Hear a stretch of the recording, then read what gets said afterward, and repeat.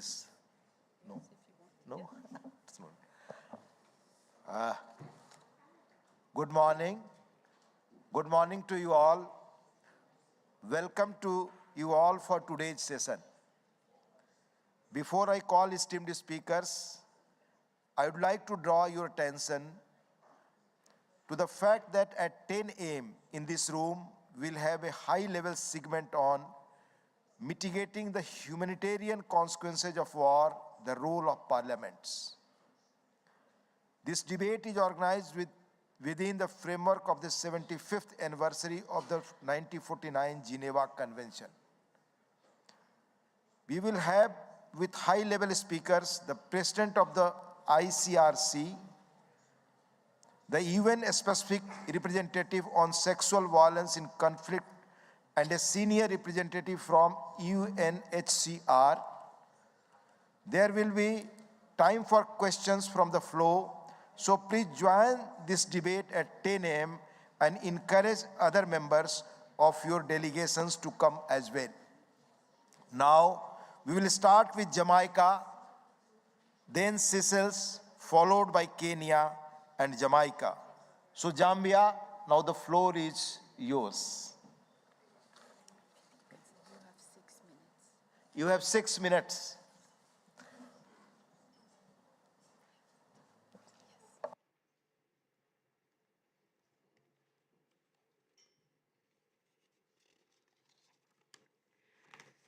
Madam President, some 135 years ago in 1889, two parliamentarians, William Randall Cremer of United Kingdom and Frederick Passy of France, birthed the International Parliamentary Union as a platform on which promotion of peace and international arbitration is interrogated by all political systems across parliaments.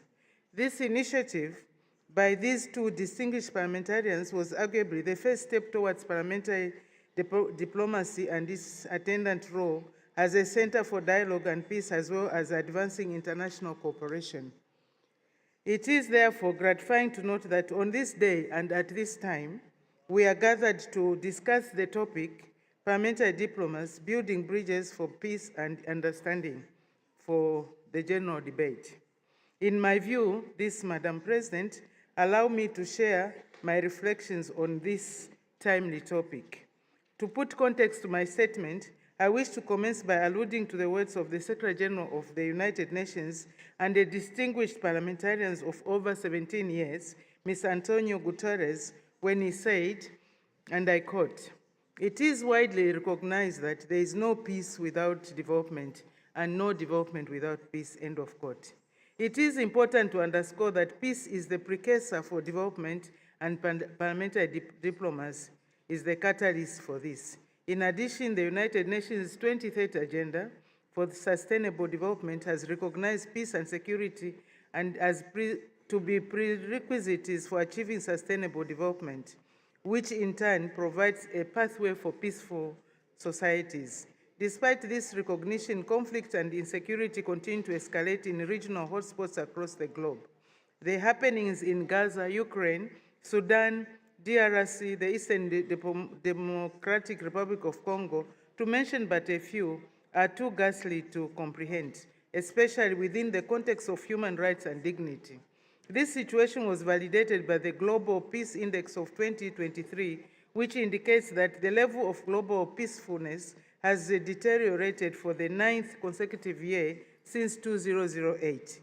This is a very serious trend which needs immediate interventions. Madam President, with the continued conflicts we are witnessing, it is difficult and nearly impossible to achieve the sustainable development goals as set out in the 2030 Agenda for Sustainable Development.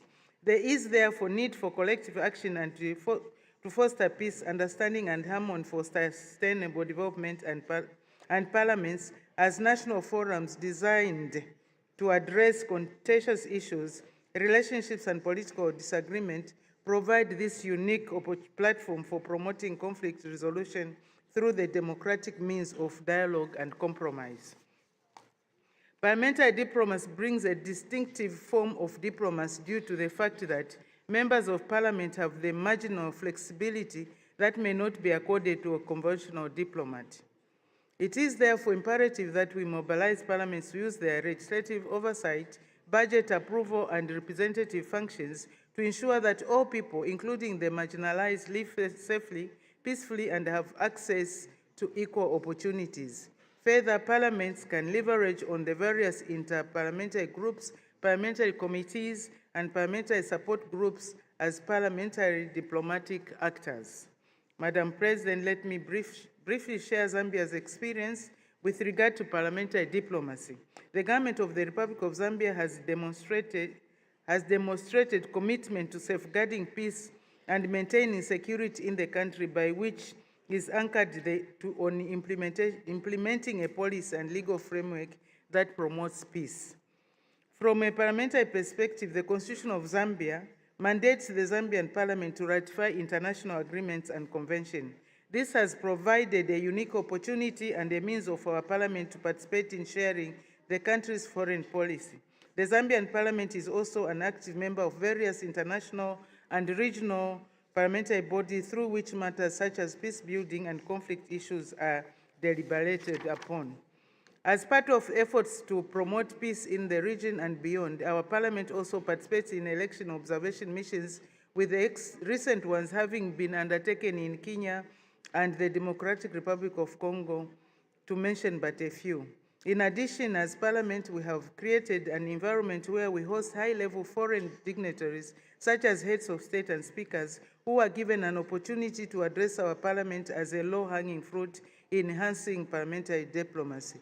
The former Secretary General of the United Nations, Ban Ki-moon, President of Italy, Mr. Sergio Mattarella, and the President of the United Republic of Tanzania, Dr. Samia Suluhu Hassan, have been recently accorded the opportunity to address our Parliament on matters of peace and good governance. In the same vein, our Parliament, just like many others, has established specific parliamentary committees that provide effective oversight on government policies and governance pertaining to national security, rule of law, and democratic governments, which are building blocks for peace and understanding. The establishment of parliamentary friendship groups with a number of countries to, among other things, foster the exchange of views, best practices, and lessons of mutual parliamentary issues, which include but not limited to peace, security, democracy, and sustainable development, are also evident of our efforts for strengthening diplomatic relations at parliamentary level. Madam President, in our journey to promote parliamentary diplomacy, two key issues have come to light, which need to be addressed in order to strengthen our parliamentary diplomacy as diplomacy is practiced. Firstly, there is need to ensure greater parliamentary independence, particularly financial independence, in order to address the challenge of political tourism, where parliamentarians only reproduce or tour the already known positions of their government. Secondly, and lastly, you agree with me that most parliaments experience high turnovers following parliamentary elections. This leads to inconsistency in the manner in which international matters are dealt with by parliamentarians, especially that parliamentary diplomacy, though important, is not the main realm of parliamentary work. Therefore, there is need to develop administrative mechanism of ensuring consistency and continuity in the manner in which parliaments deal in international relations. Madam President, let me conclude by reiterating the fact that parliamentary diplomacy is a powerful tool for engaging in global affairs, shaping foreign policy, and fostering peaceful international relations. In this regard, allow me to call upon all parliamentarians to utilize the available avenues to engage in parliamentary diplomacy as a viable means for resolving conflict and building bridges, peace, and understanding. Thank you very much for your attention. Thank you, Mr. President. Thank you. Now I'll invite Seychelles, followed by Liechtenstein, and after Liechtenstein, Fiji.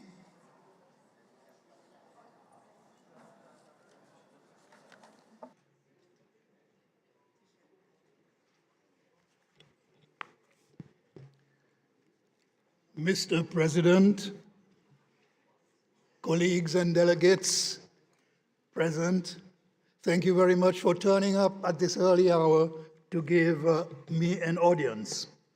Democracy is not perfect, but it is a principle we are committed to, and we have to accept its limitations and make it work as best as we can. In the case of emergency items yesterday, we have fallen short. We will once again be unable to send a clear message on an issue of great concern to the world today. The saddest thing is that it is not because we disagreed on the fundamental issue. It is simply on how it should be presented. There was more common ground than differences in the positions taken yesterday. But we failed to embrace the common ground and instead allowed the differences to divide us.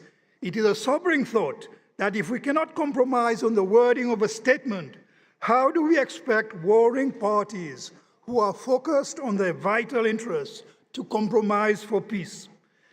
There is also an issue of rules.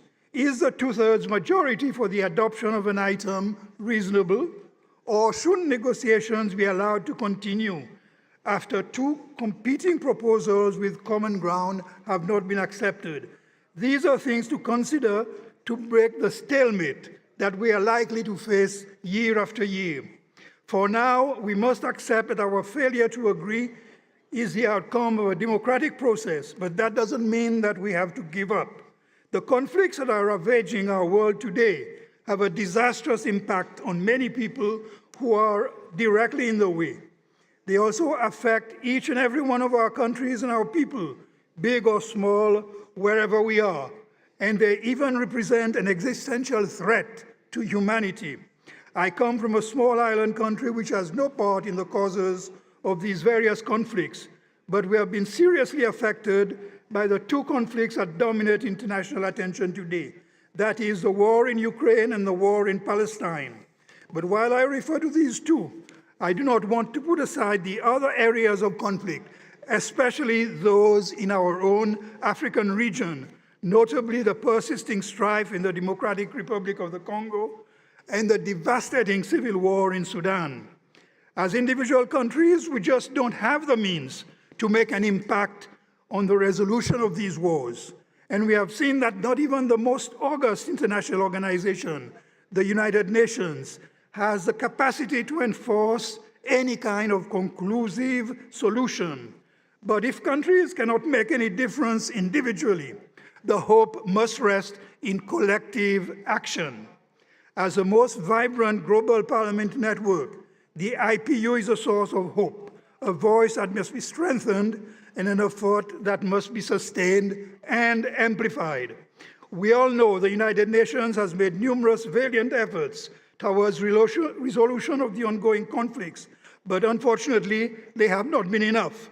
The efforts have been impaired by polarization across the geopolitical divide, East and West. It seems that no conclusive proposal can receive consensus and unanimous support. Unfortunately, we have fallen into the same pattern. The outcome yesterday is a classic example of the North-South divide. We have to get over this. I want, therefore, to support the call for the IPU to engage more consistently and persistently in conflict resolution around the globe. It can establish another and different channel of communication to engage with parties in conflict. Saying this, I want to commend what has been done already, and in particular the recent efforts by our new president, Dr. Tulia Axon, to engage with parties in the ongoing conflicts. It is an effort that must continue and be strengthened in parallel with and complementary to the efforts of the United Nations and the efforts of countries such as Qatar and Egypt in relation to the war in Palestine. We must make the IPU a stronger force in conflict resolution across the globe. And here I want to mention again the conflicts in Africa, notably in Congo and in Sudan. I would urge that conflict resolution should be the focus of such new efforts, guided by the distinct approach to diplomacy that the IPU is best placed to undertake. There is scope for a high-level body in the IPU to focus consistently on conflict resolution efforts.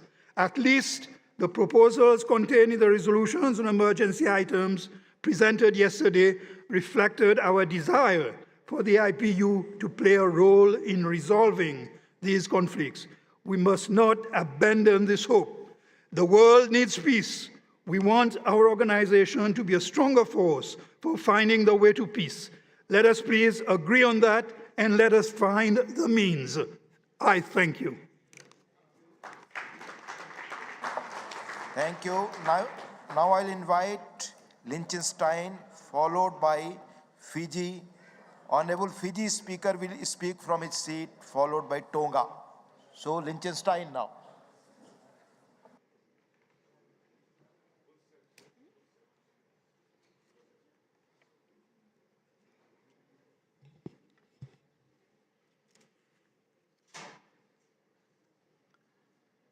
Mr. President, Madam Secretary, dear colleagues, I thank the Inter-Parliamentary Union for their leadership and hospitality in convening the 148th Inter-Parliamentary Union Assembly.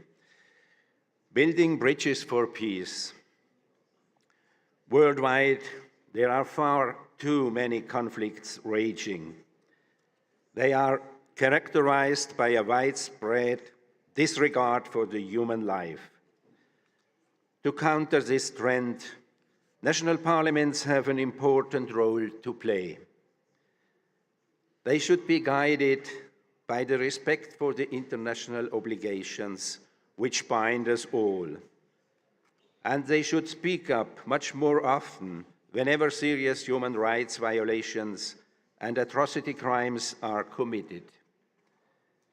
The promotion of peaceful and inclusive societies is a cornerstone of the 2030 Agenda for Sustainable Development.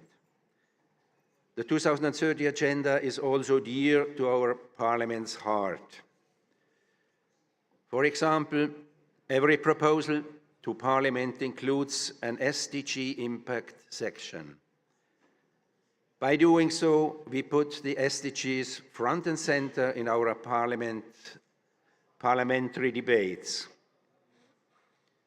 Another important parliamentary tool for building sustainable peace is our budget authority. In light of the far too many worrying conflicts around the world, the Liechtenstein Parliament has significantly increased the budget of Liechtenstein's international humanitarian cooperation and development. This reflects our Parliament's commitment to strengthen Liechtenstein's international solidarity. As a result, we spent last year more than 7 million Swiss francs on projects related to SDG 16 on peaceful and inclusive societies. By so doing, we ensure that there is less fertile ground for conflicts. The promotion of human rights, democracy, and the rule of law are core values of the Council of Europe. During Liechtenstein's presidency of the Council of Ministers, Liechtenstein is working tirelessly to strengthen these principles. They are also safeguarded and indeed adjudicated by the European Court for Human Rights, the crown jewel of the human rights system on the European continent. In so doing, the Court guarantees that Europe remains a continent of democratic societies governed by the rule of law. We must therefore do our utmost that the member states of the Council of Europe ensure the full, effective and prompt execution of all judgments of the Court. Liechtenstein is not only a strong supporter of the Council of Europe and its bodies, but also of the International Criminal Court, ICC.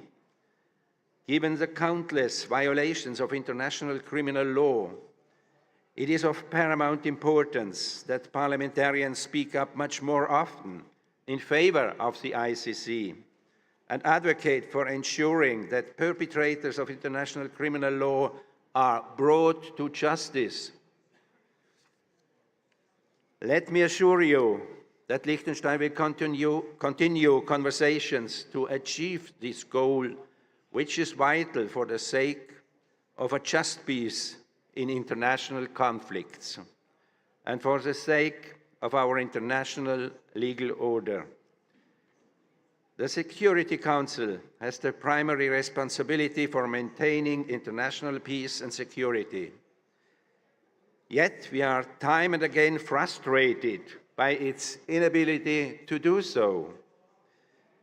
I am thus proud that Liechtenstein has spearheaded the so-called veto initiative, which activates the United Nations General Assembly whenever a veto is cast in the Security Council. The veto initiative is therefore a significant step towards protecting the role of the United Nations and maintaining international peace and security, which is of crucial importance, especially for small states. Mr. President, working towards building sustainable peace requires a comprehensive response from all of us. We should always put people first and strongly support initiatives that build bridges for peace, strengthen the rules-based order, and ensure accountability for the most serious crimes under international law. I thank you. Thank you. Now I'll invite Honorable Fiji speaker. He will speak from his seat, followed by Tonga, and after Tonga, Afghanistan. So now Fiji will have floor. Thank you. Please press the mic.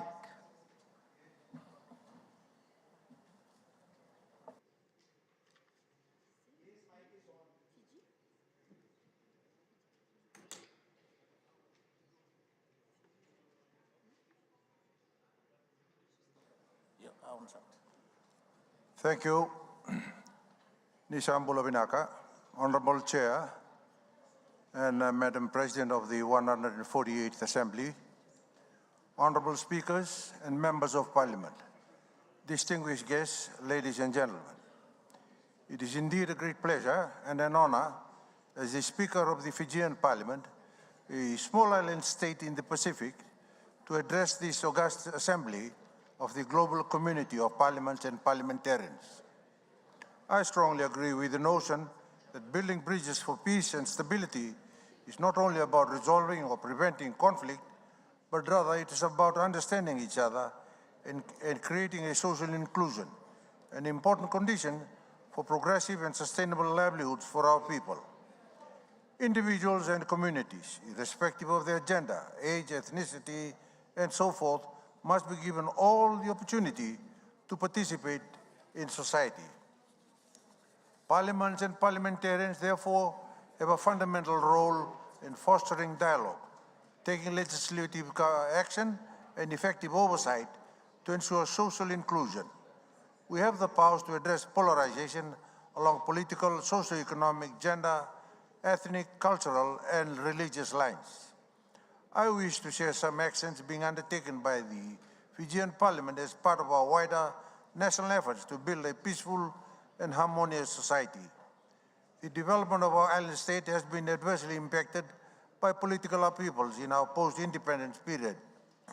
In 2014, Fiji returned to parliamentary democracy after 8 years without a parliament, and with citizens' trust in governance institutions being fragmented, fragile, and at an all-time low. We are now on a path of strengthening parliamentary democracy and restoring people's trust in our parliamentary system, taking incremental but decisive steps towards social inclusion and peace building in our communities. In September last year, our parliament passed a motion to establish the Truth and Reconciliation Commission to facilitate truth-telling dialogue and reconciliation on our past political conflicts since 1987, which included 4 coups and dictatorial governments. We believe that the Parliament must take the lead role in national healing and reconciliation. Since this current Parliament first convened in December 2022, and as Speaker, I have encouraged an inclusive and participatory process whereby parliamentarians from both the government and the opposition are actively involved in inter-parliamentary engagements and bipartisan approaches. A good example is our leader of the opposition, sitting beside me here, now being part of our regular delegation to all IPU assemblies, and his election as chair of the Small Island Developing States Parliamentary Group at the 147th IPU Assembly. We are encouraging stronger bipartisanship on matters critical to Fiji's nation building and sustainable development at all levels, national, regional, and international. In 2023, we introduced the use of the vernacular in our parliament, making parliament more accessible and inclusive to all Fijians, and ensuring that their participation in parliamentary processes is not hindered by language barriers. Parliamentarians have the option of speaking in their own vernacular and giving representatives the ability to get their information and messages across to their constituents, and allow non-English speaking citizens to better understand parliamentary debates and procedures. This has been made possible through the strengthening of our e-Parliament initiative, which also supports our civic engagement work. Honorable Chair, Fiji is a small island developing state, better known as SEEDS, in the large Pacific Ocean, is facing the rising challenges imposed by the adverse impacts of climate change, with rising temperatures and sea levels. In 1992, at the Rio Global Summit in Brazil, we as SEEDS were accorded the global recognition of being the most vulnerable group of 39 countries in the UN family of nations. Since Rio, the existential threats have exacerbated, and its impacts have not only adversely affected SEEDS, but also by other developing countries with small population and economies, threatening our peaceful existence. Honorable Chair, you may wonder why I'm bringing this critical issue in our discourse today. Climate change can be the biggest threat to peace and security. It is a global problem that calls for global solutions. We are therefore convinced that parliaments and parliamentarians through the IPU have a critical role in our global discourse to advocate against the threats of climate change and help shape the adaptation and resilience building narratives into our respective countries and member states of the IPU's long-term sustainable development. The Fijian Parliament therefore believes in a stronger inter-parliamentary dialogue on this matter, including conflict prevention and peace building. In this context here in Geneva, we seek your support in investing time and resources to effectively address the scourge of climate change. Our interparliamentary commitments with the IPU, the CPA, and our regional parliamentary networks in the Pacific with Australia and New Zealand, and our senior neighbors are useful platforms to contribute to our collective global efforts. Despite being a small parliament, Fiji values this commitment for all our IPU members and concurs that the parliaments play a legitimate role in intergovernmental efforts to promote conflict prevention, peace building, and long-term security at all levels. In conclusion, I remain adamant that when parliamentarians and parliaments take a well-defined concerted action at home to foster dialogue and facilitate social inclusion, they are in a stronger position to do the same at the international level, where parliamentary democracy can contribute to peace building and security. Honorable Chair, the role of parliaments and parliamentarians are increasingly moving beyond traditional legislative oversight and representative functional roles into broader responsibility at all levels.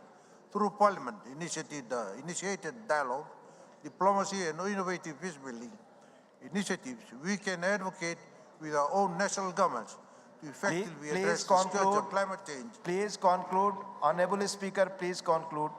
For our long-term sustainable livelihoods and development. I thank you for your attention. Thank you. Now I'll invite Tonga. After Tonga, Afghanistan will have its floor.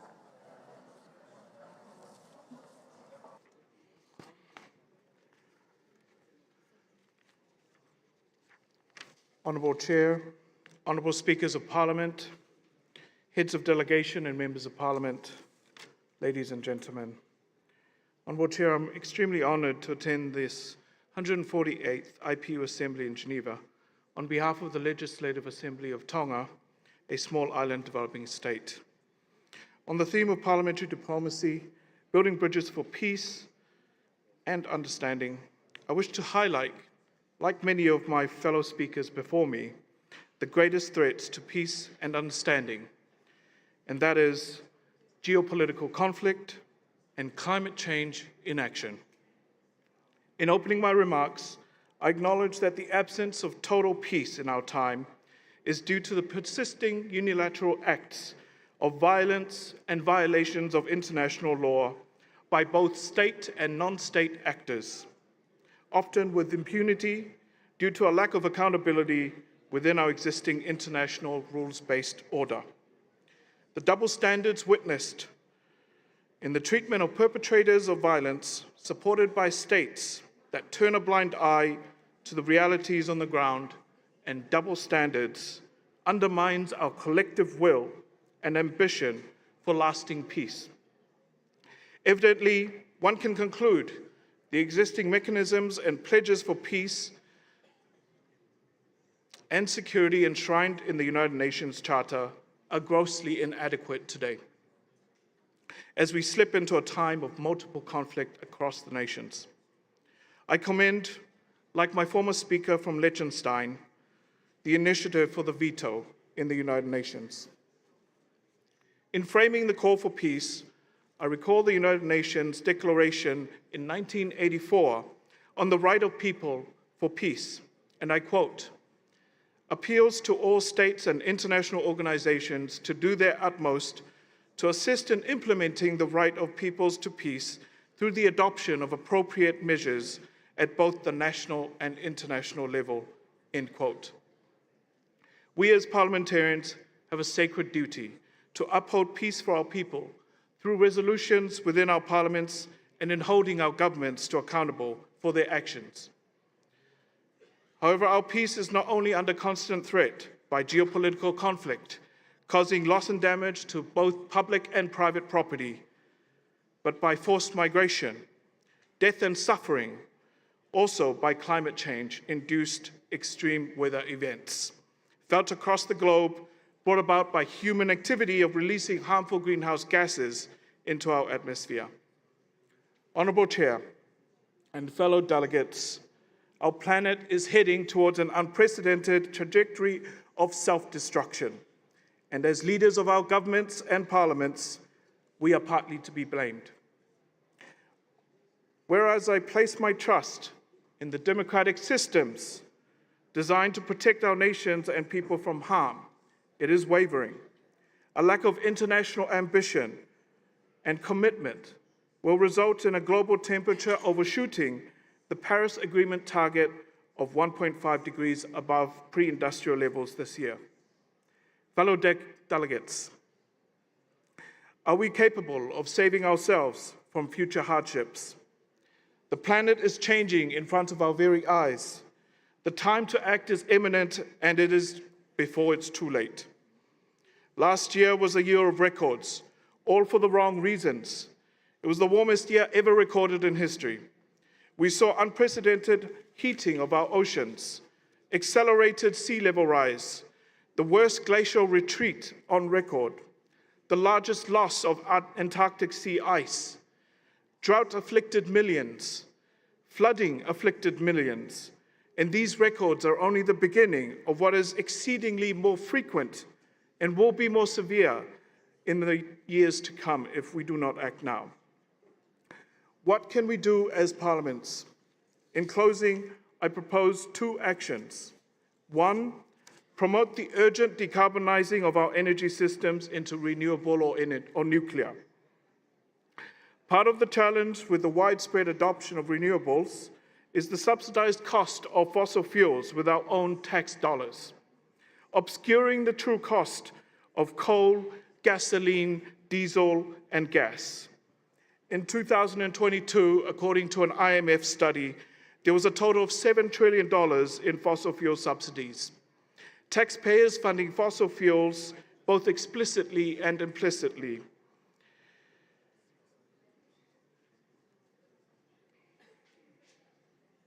And this number is expected to rise in the coming years if we do nothing. The true cost of the resulting air pollution is estimated at 8 million deaths a year. The direct cost to health is $2 to $4 billion a year. However, we as policymakers are ignoring the true cost of negative externalities to the environment, negative externalities to people's lives, and also the impact on curbing sustainable development. Therefore, my second recommendation this morning, we must phase out all fossil fuel subsidies and phase in the pricing of externalities so that the markets can respond appropriately by realizing the true value of our environment, the true value of human health. Only then can we reach a global consensus on putting a real value on nature. Will political will finally act and align with climate action? I thank you, Mr. Chairman. Thank you.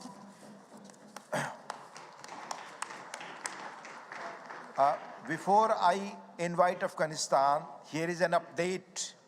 After the Taliban takeover in 2021, there is no functioning parliament in Afghanistan. In a sign of solidarity, the IPU governing bodies have decided to continue to engage with the former freely elected parliament. And now, former Speaker of Afghanistan will have floor. After Afghanistan, East African Legislative Assembly, and then followed by Latin American and Caribbean Parliament will have their floor. Please, Afghanistan. Yes. Bismillahir Rahmanir Rahim. سلام عرض می دارم خدمت حضار گرامی و تمام اشتراک کنندگان 148مین مجمع اتحادیه بین پارلمانی. خانم رئیس، خانم ها و آقایان، جای بسا خوشی و مسرت است که امروز یک بار دیگر به نمایندگی از مردم افغانستان در این جلسه مهم مجمع بین پارلمانی جهانی اشتراک می نمایم. برگزاری چنین نشست‌هایی که پیامد آن تحکیم روابط بین دول، سازمان‌های پارلمانی و نمایندگان مجلس می شود، از اهمیت و ارزشمند خاص میان کشورهای منطقه و جهان برخوردار است. وجود نهادهای مستقل پارلمانی در هر کشور و هر نظام می تواند باعث تقویت دموکراسی و صدای رسای مردم و ملت آن کشور بوده و ممثل واقعی اراده یک ملت و یک کشور می باشد. از اساسی ترین و کلیدی ترین مفاهیم و اهداف این نشست‌های جهانی صلح و روابط دوستانه میان کشورهای منطقه و جهان، فراهمسازی فرصت‌های گفتگوهای نتیجه بخش، تلاش‌های مشترک برای حفظ و تقویت دموکراسی، ورزش‌های مشترک، ایجاد همکاری‌های همه‌جانبه میان کشورها می باشد. و همچنان آرزو دارم که چنین نشست‌ها در آوردن صلح و امنیت جهانی، ایجاد فرصت‌های سرمایه‌گذاری مشترک، داد و ستد تجارتی و همکاری برای حفظ ارزش‌های مشترک حقوق بشری نتیجه رنگین حقیقی و راستین را به دست بیاوریم و بر تقابل و رقابت سیاسی جنگ‌های نیابتی برتری طلبی نبگوییم. امروز جهان با چالش‌های جدیدی روبروست که برای مبارزه با کار مشترک نیاز دارد. برای من هم امروز فرصتی است تا از وضعیت کنونی مردم وطنم افغانستان، به ویژه وضعیت زنان افغان صحبت کنم و صدای رسای مردم افغانستان را به حاضرین نشست و جهانیان برسانم. افغانستان در 20 سال گذشته از طریق دموکراسی نوپا و نوظهور به همت و تلاش مردم افغانستان و خصوص زنان قهرمان و همکاری جامعه جهانی وضعیت بهتر داشتیم. افغانستان عضو فعال جامعه جهانی با داشتن نهادهای مردمی مانند پارلمان، قوانین عادلانه اقتصاد در حال رشد و فرصت‌های خوبی برای تطبیق برنامه‌های انکشافی و سرمایه‌گذاری بود. متاسفانه با آمدن اداره طالبان، پارلمان، کمیسیون مستقل حقوق بشر، وزارت امور زنان و ده‌ها ادارات مستقل و مردمی در افغانستان منحل گردیده، یگانه کشوری هستیم که بدون قانون اساسی و داشتن قوانین ناشتاری کشور در یک حالت بی سرنوشتی و سردرگمی به سر میبریم. نقش مردم از بین رفته، حاکمیت طالبان برای مردم فقط تعیین تکلیف می نماید. دیگر مردم حقوق ندارند. میخواهم از ابتکار سازمان ملل متحد و میزبانی کشور قطر نشست دوحه با اشتراک نماینده‌های خاص ممالک برای افغانستان تشکری کنم. انتظار دارم تا با اجماع جهانی نماینده خاص انتخاب و رسیدگی به معضل کنونی افغانستان شود تا از راه مذاکرات بین الافغانی مردم افغانستان سرنوشت آینده خود را رقم بزنند. زنان افغان در میز مذاکره بشینند و برای آینده خود تصمیم بگیرند، نه اینکه مانند امروز به خاطر جنسیتشان محکومند و تا حق تحصیل را ندارند. مردم افغانستان هم مستحق حکومت مشروع داشتن قانون اساسی و قوانین عادلانه انسانی است.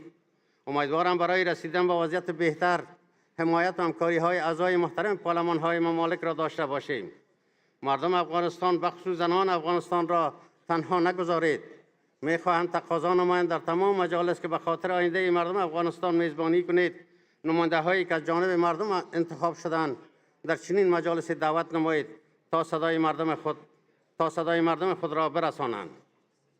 من حیث رئیس ولسی جرگه شورای ملی مردم شریف افغانستان با حمایت از برگزاری مجالس بین پارلمانی یک بار دیگر از برگزار کنندگان این مجالس تشکری می نمایم و تقاضای جدی دارم تا در قطعنامه این نشست موضوع اپارتاید جنسیتی زنان را جدی گرفته مسئله بازگشایی مکاتب و پانتونها، حق کار و سفر برای زنان افغان گنجانیده و در تحقق ابتدایی ترین و بنیادی ترین حقوق انسانی در کنار مردم افغانستان مانند همیشه استاده شوید. تشکر از توجه شما.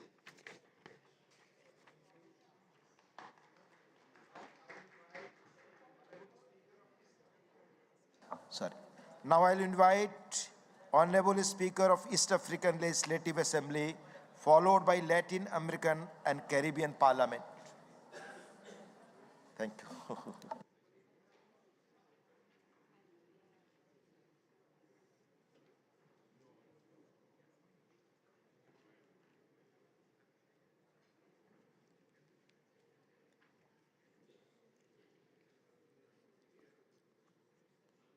Madam President of the IPU, Right Honorable Dr. Tuli Axon, speakers and heads of delegation here present, distinguished delegates, ladies and gentlemen.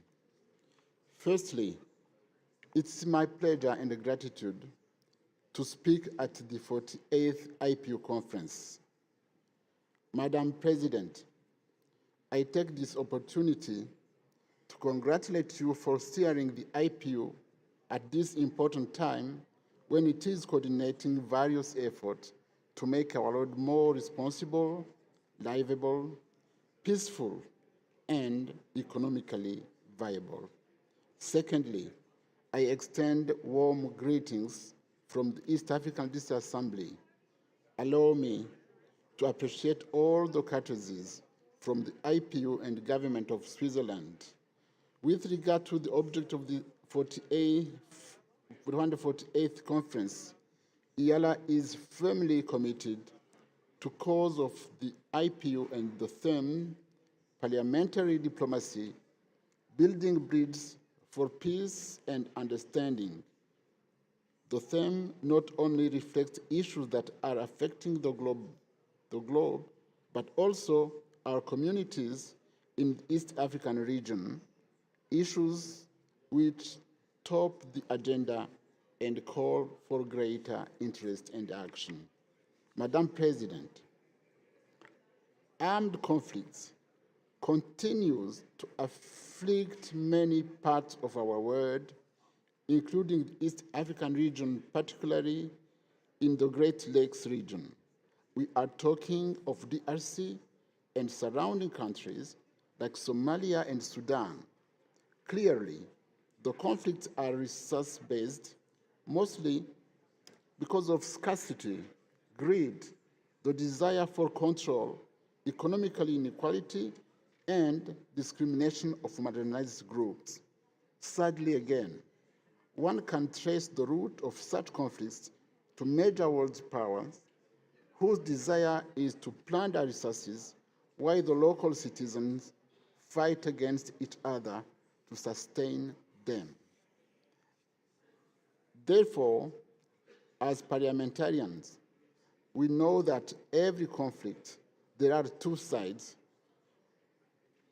and our best should be to escalate dialogue as a catalyst for peaceful coexistence. And yes, we know the causes, then we can push protocrate initiatives to end conflicts.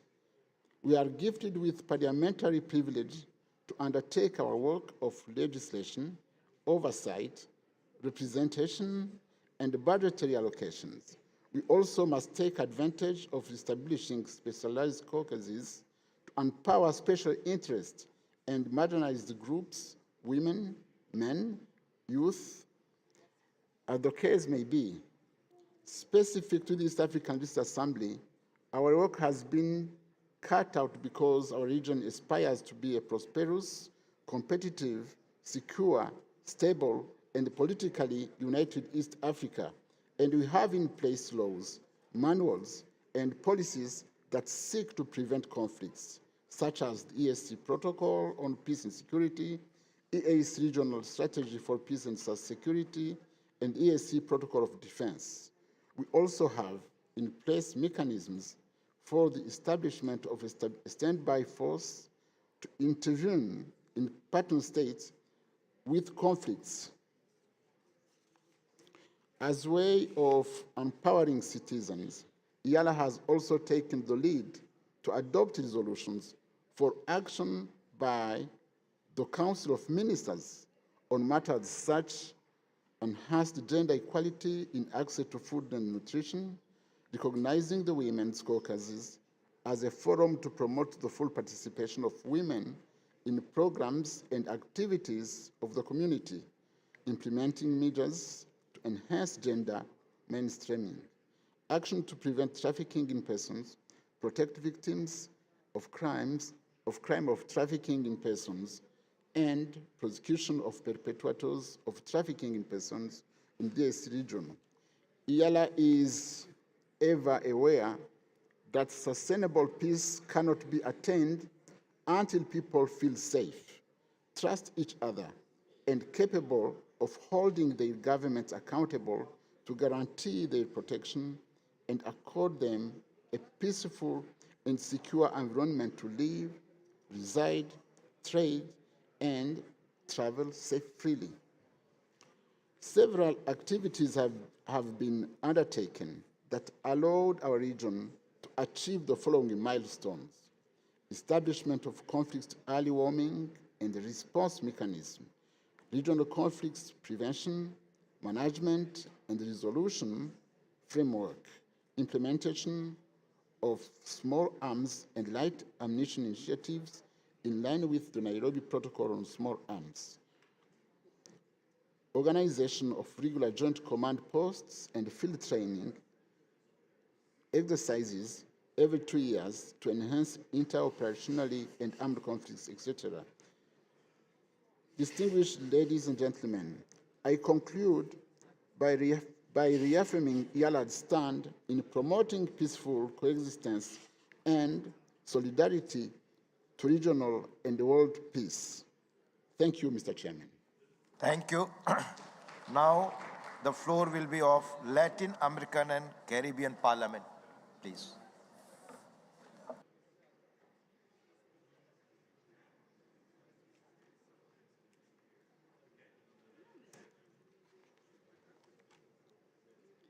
Señor presidente, distinguidas parlamentarias y parlamentarios, en primer orden, nuestra solidaridad con las víctimas rusas del atentado de la semana anterior, acto deleznable, aborrecible, como todo acto terrorista. Deseo expresar la satisfacción del Parlamento latinoamericano y caribeño ante la decisión de la UIP de elegir la paz y la seguridad internacional como su enfoque político estratégico para 2024. Son problemáticas que requieren la máxima atención parlamentaria aún en nuestra región. La reunión cumbre de la Comunidad de Estados Latinoamericanos y Caribeños, efectuada en La Habana en 2014, proclamó a América Latina y el Caribe como zona de paz, y el Parlatino ha suscrito esos postulados, pero eso no significa que la paz y la seguridad estén totalmente garantizadas en nuestros países. Indistintamente, nos amenazan males como la intolerancia y el irrespeto a la diversidad, la polarización política y el discurso de odio, la judicialización de la política, las inequidades crecientes, la corrupción y el crimen organizado. En la más reciente reunión del GRULAC, en el marco de esta asamblea, varias delegaciones plantearon su alarma ante la facilidad con que las organizaciones criminales adquieren armas procedentes de los Estados Unidos. Según informes de la Oficina de las Naciones Unidas contra la Droga y el Delito, la principal fuente de armas de fuego y municiones ilegales en Haití son los Estados Unidos y principalmente el estado de la Florida. Aprovecho la oportunidad para solicitar el respaldo interparlamentario a los esfuerzos que realizan CARICOM y CELAC dirigidos a ayudar a la población haitiana y a facilitar un proceso hacia la recuperación del desarrollo de esa nación caribeña. Otros factores comprometen también la percepción de paz y seguridad en nuestra región. La presencia militar extrarregional, incluidas más de 80 bases militares, en su mayoría de Estados Unidos, no son un dato menor a la altura de la historia, a la luz de la historia de las intervenciones militares en nuestros países. Agréguese a lo anterior las múltiples sanciones unilaterales adoptadas contra estados latinoamericanos y caribeños sin la autorización de la comunidad internacional y de espaldas al derecho internacional y la Carta de las Naciones Unidas. El caso más prolongado es el bloqueo económico, comercial y financiero del gobierno de Estados Unidos contra Cuba, hoy recrudecido, a pesar de las resoluciones que la Asamblea General aprueba en su contra cada año desde 1992. Ante estas realidades, el diálogo y la diplomacia parlamentaria podrían hacer una contribución notable a la consolidación de la paz, la mediación y la prevención de conflictos. Sin embargo, no es posible olvidar que muchas de las amenazas antes mencionadas involucran a más de un parlamento. Una vez más, el cambio no solo corresponde a otros y reclama nuestra participación leal a los principios de la democracia, uno de los cuales afirma que toda democracia debe defender los principios democráticos en las relaciones internacionales, como establece la Declaración Universal sobre la Democracia, adoptada por la UIP en 1997 en El Cairo. Esta declaración sostiene que la democracia debe ser también reconocida como un principio internacional aplicable a las organizaciones internacionales y a los estados en sus relaciones internacionales. El principio de la democracia internacional no significa solo la representación igual o equitativa de los estados. Se extiende también a sus derechos y deberes económicos. Y agrega, los principios de la democracia deben aplicarse a la gestión internacional de los problemas de interés mundial y del patrimonio común de la humanidad, en particular el medio ambiente. En correspondencia con la letra y el espíritu de dicha declaración, con los actuales desafíos a la paz, la democracia y el desarrollo, y con los principios y propósitos recogidos en el Tratado de Institucionalización del Parlamento Latinoamericano de 1987, el Parlatino ha recomendado al secretario general de la ONU, señor Antonio Guterres, que una próxima celebración del Día Internacional de la Democracia sea dedicada a la dimensión internacional de la democracia, dada su relación directa con la paz y el desarrollo sostenible. A su vez, nos hemos dirigido a la señora Tulia Axon, presidenta de la Unión Interparlamentaria, para invitar a la UIP a hacer suya esta iniciativa del Parlatino y gestionar ante la ONU su materialización. En dos palabras, la democratización de las relaciones internacionales ha de ir mucho más allá del Consejo de Seguridad. Quizás nuestra incapacidad para adoptar un punto de urgencia refleje también esa falta de democracia. Parlamentarias y parlamentarios, antes de finalizar, deseo expresar nuestro respaldo al reclamo latinoamericano para que el español, hoy más extendido que nunca antes, sea reconocido como uno de los idiomas oficiales en el Estatuto de la Corte Internacional de Justicia. Para concluir, permítanme recordar que mientras aquí parlamentamos cálidamente, muchas personas son víctimas de atrocidades como la que tiene lugar en Gaza. Por eso vuelvo a llamar a ser consecuentes. Los últimos 75 años ofrecen pruebas suficientes de que el conflicto palestino-israelí es esencialmente el problema de dos pueblos que tienen derecho a existir sin que uno de ellos sea exterminado o expulsado. La diplomacia parlamentaria puede ayudar todavía a salvar vidas, a que Palestina sea un Estado soberano y a que pueda coexistir con Israel en paz. seamos, como se ha propuesto acá, verdaderos y efectivos embajadores de la paz. Muchas gracias. Thank you. Honorable delegates, we'll have one more speaker before we go for this high-level segment. I'm thankful to you. After that, I will request our IPU Honorable President to preside it. So I'll invite Arab Parliament. Let them have their flow. Thank you.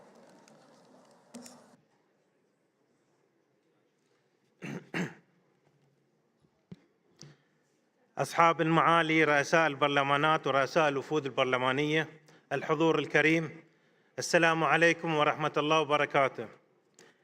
يكتسب موضوع النقاش العام لهذه الدورة أهمية كبيرة، كونه يأتي في توقيت يشهد فيه العالم الكثير من الصراعات والنزاعات التي تهدد حياة ومقدرات الشعوب، وتحتاج إلى تكاتف جميع الجهود من أجل ترسيخ ثقافة السلام والتعايش السلمي وتحويلها إلى واقع ملموس على أرض الواقع. ونستطيع نحن البرلمانيين أن يكون لنا دور محوري في تلك الجهود، لا سيما مع تعاظم دور الدبلوماسية البرلمانية على المستوى الدولي في تحقيق السلام وتقريب وجهات النظر بين أطراف الصراع، وهو ما يعمل عليه البرلمان العربي في كافة تحركاته الخارجية وفي مواقفه من الصراعات والنزاعات المختلفة حول العالم. الحضور الكريم، نحن نتحدث عن بناء الجسور من أجل السلام. نجد المجتمع الدولي عاجزاً بكل ما تحمله الكلمة من معنى عن إيقاف كيان الاحتلال الإسرائيلي الغاشم، عن قتل الأطفال والنساء والشيوخ في دولة فلسطين التي يتعرض شعبها على مدار 6 أشهر بشكل يومي لجرائم إبادة جماعية ومجازر وحشية شهدت كل أنواع جرائم الحرب التي لم يعرفها التاريخ المعاصر، فضلاً عن سياسة التجويع والموت البطيء مع الجرحى والمصابين. إن الإحصائيات اليومية لم تعد ترصد مجرد أعداد للشهداء والمصابين، بل تتحدث عن مجازر يومية ترتكب بحق عائلات وأسر بأكملها، وهو ما يعكس فظاعة الممارسات الإرهابية التي يقوم بها كيان الاحتلال الغاشم، والتي أدت إلى استشهاد أكثر من 32,000 مدني، معظمهم من النساء والأطفال والشيوخ، فضلاً عن عشرات الآلاف من الجرحى. لقد كشفت هذه الأزمة حجم النفاق الدولي الذي نعيشه في عالمنا المعاصر، كما أثبتت بما لا يدع مجالاً للشك أن مجلس الأمن الدولي أصبح عاجزاً عن إدارة المنظومة الدولية الحالية التي تحتاج إلى تغيير جذري إذا أردنا لشريعة الغاب ألا تسود على حساب قواعد القانون الدولي. الحضور الكريم، إذا كنا ندين الموقف الدولي متخاذل من المجازر والجرائم التي يشهدها قطاع غزة، فلنا أن نتساءل عن دور البرلمانيين ممثلي الشعوب الحرة في وقف الممارسات الإرهابية التي يقوم بها كيان الاحتلال في قطاع غزة والأراضي الفلسطينية المحتلة. كيف لنا أن نتحدث اليوم عن دور الدبلوماسية البرلمانية في بناء جسور السلام ونحن عاجزين عن القيام بشيء تجاه قتل الأطفال والنساء بشكل يومي؟ منذ اجتماعنا الماضي في أنغولا وحتى اجتماعنا اليوم في جنيف، حتى أننا لن نتمكن للمرة الثانية على التوالي من مجرد تبني بند طارئ يدعم وقف هذه الجرائم، حيث أننا يجب أن نعكس إرادة الشعوب الحرة التي تدين وتقف ضد هذه الجرائم النكراء التي أوصلت المجتمع الدولي إلى فوضى لا يمكن إصلاحها إلا بتغيير جذري ضمن إرادة الدول لكي تقف هذه الحرب التي يتعرض لها الأخوة الفلسطينيين في فلسطين لشتى أنواع القتل والعنف. للأسف الشديد ما يزال يوجد بيننا داخل هذه القاعة من يدعم المجازر الوحشية بحق المدنيين الفلسطينيين، ولم يكفيهم 6 أشهر من القتل النساء والأطفال حتى يغيروا مواقفهم وينتصرون لصوت الحق والعدل والضمير الإنساني. الحضور الكريم، لابد أن يكون لهذه المنظمة التي تجمع برلمانات مختلف دول العالم موقف واضح وقوي إزاء استمرار هذه المجازر الوحشية. وفي هذا السياق أقول لكم بكل قوة يجب أن يكون لديكم موقف قوي يوقف هذه المجازر لكي تعكسوا مواقف الشعوب الحرة التي أنتم تمثلونها. صحيح أن هذه الخطوات يجب أن تكون لها إرادة قوية، ونحن نعول عليكم بأن تكون إرادتكم دائما تنتصر للشعوب التي تحتاج إلى مواقف شجاعة من قبلكم، كونكم برلمانيين تمثلون هذه الدول، تمثلون توجهات السلم التي ننشده دائما. عاشت فلسطين حرة عربية. أشكركم على حسن الاستماع، والسلام عليكم ورحمة الله وبركاته.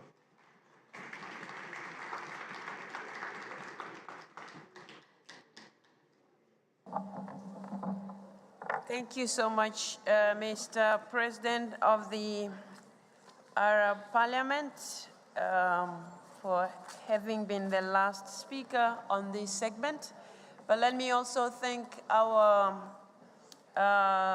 Vice President, who just completed to preside on my behalf. India, thank you so much for the good work that you have done. And that said, colleagues, we will now go to our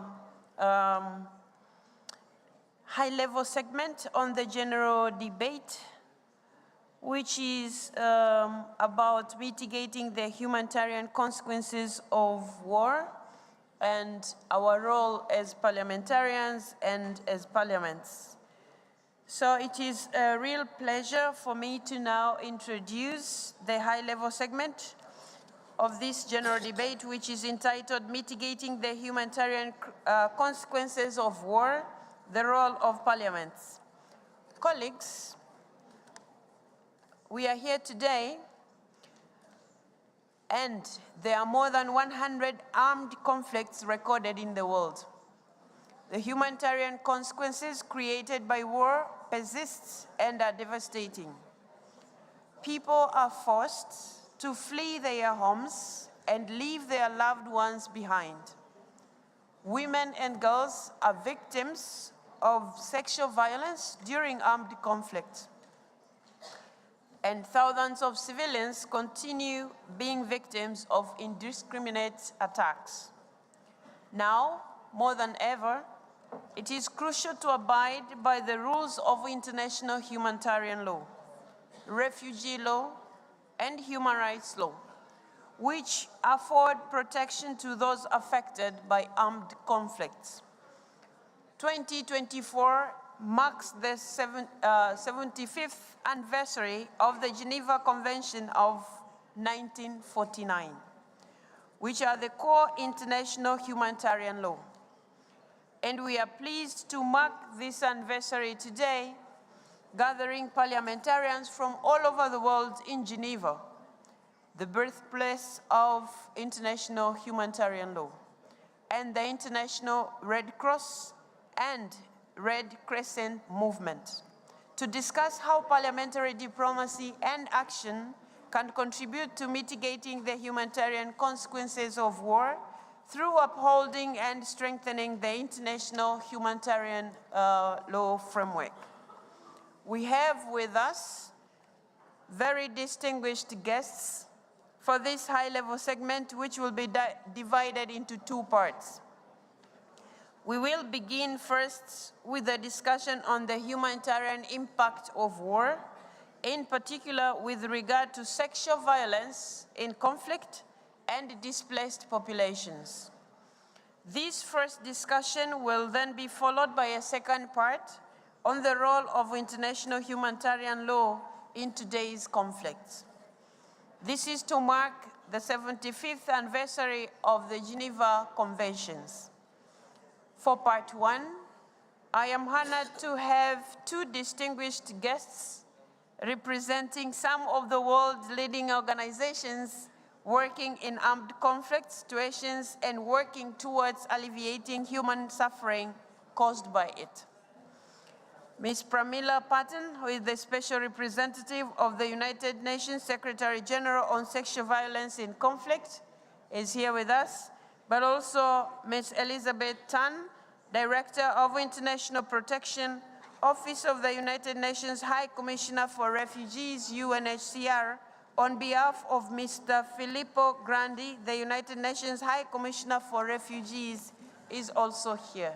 May I invite the two of you to the podium so that you can address the Assembly.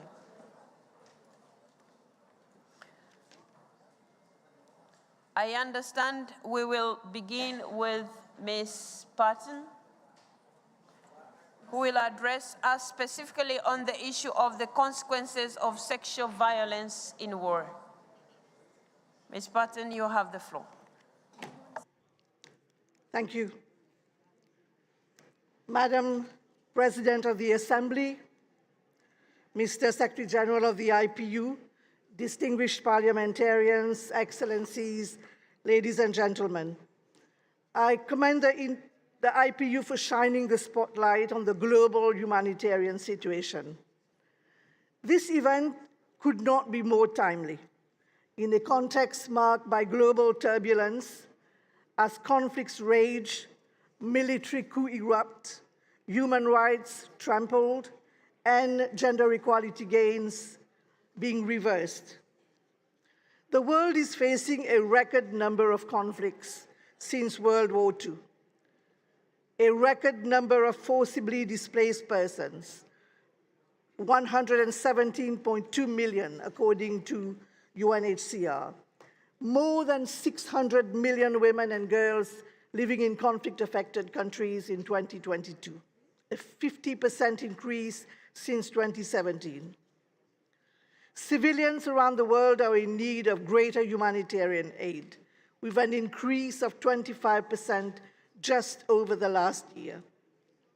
This is compounded by an unprecedented level of global military expenditure that has exceeded $2.2 trillion while funding for urgent humanitarian and protection needs of civilians is shrinking. Conflicts and wars are not gender neutral. While both men and women are affected by conflict, crisis situations have a differentiated impact on them. Modern warfare is having a devastating effect on the lives and dignity of women and girls, exposing them to heightened risk of violations of their human rights, including sexual violence used as a tactic of war and terrorism. We are seeing new and emerging trends of sexual violence in a context marked by increased militarization and illicit arms proliferation. Food insecurity is another serious emerging concern, which is directly interconnected with the increased risk of exposure to sexual violence, particularly in the context of displacement. From Gaza to Ukraine, the Sudan, Haiti, and Eastern Democratic Republic of Congo, we see surging physical and food insecurity as a result of conflict and lawlessness. Last year, during a visit to Eastern DRC, I saw firsthand lives shattered by displacement, sexual violence, and acute food insecurity, with women and girls forced into prostitution as a means of survival. Women and girls are being subjected to sexual violence while carrying out livelihood activities around the camps, such as collecting wood or water. These women and girls were confronted with the unacceptable choice between economic subsistence and sexual violence, between their livelihoods and their lives. In Libya, displaced women and girls are reportedly detained by smugglers and transnational criminal networks and forced to exchange sex for food.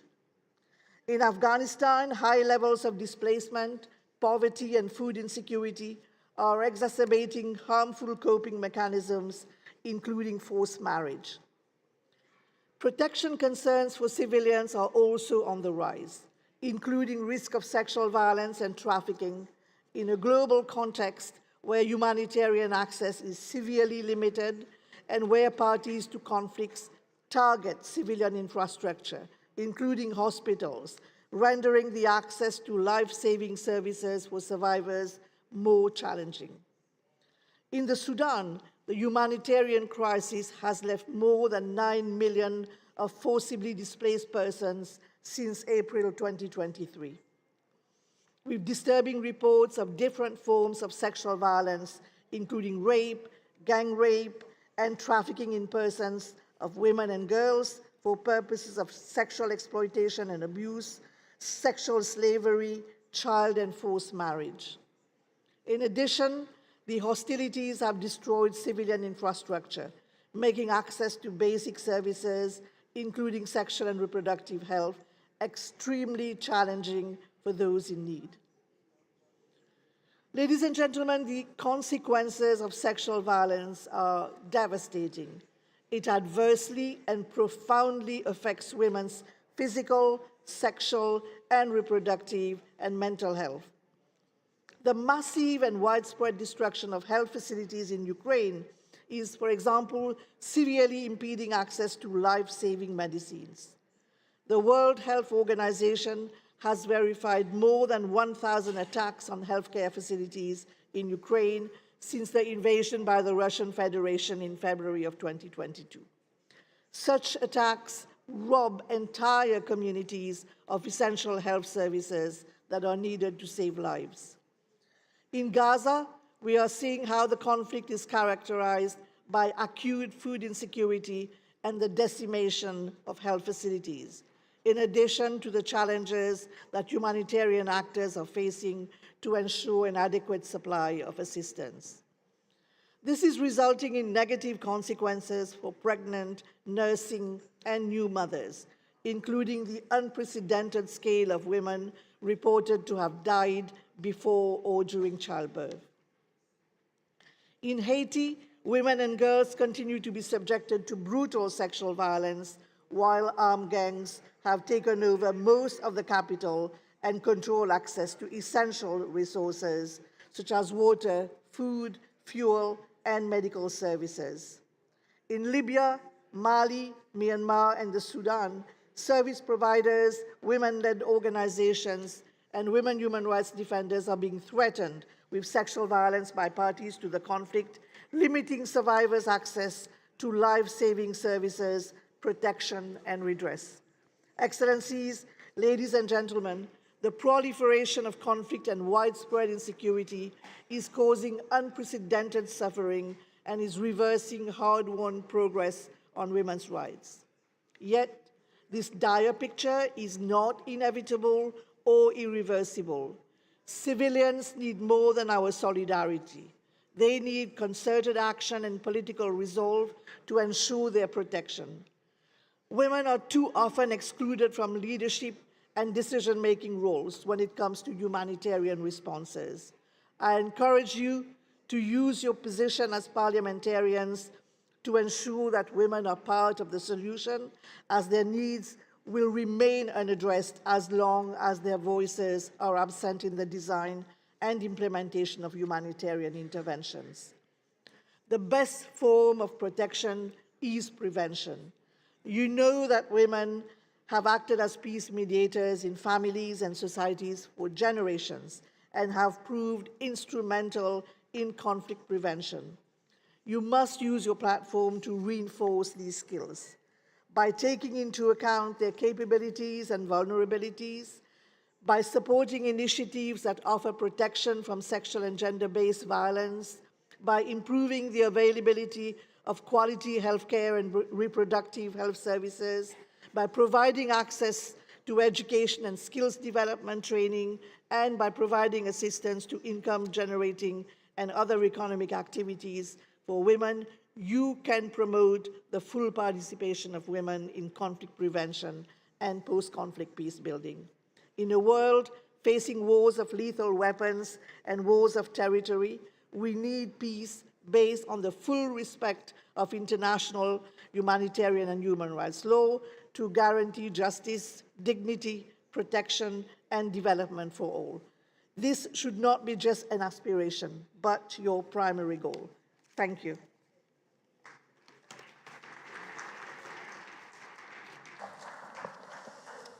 Thank you so much, Ms. Patton, and we agree with you.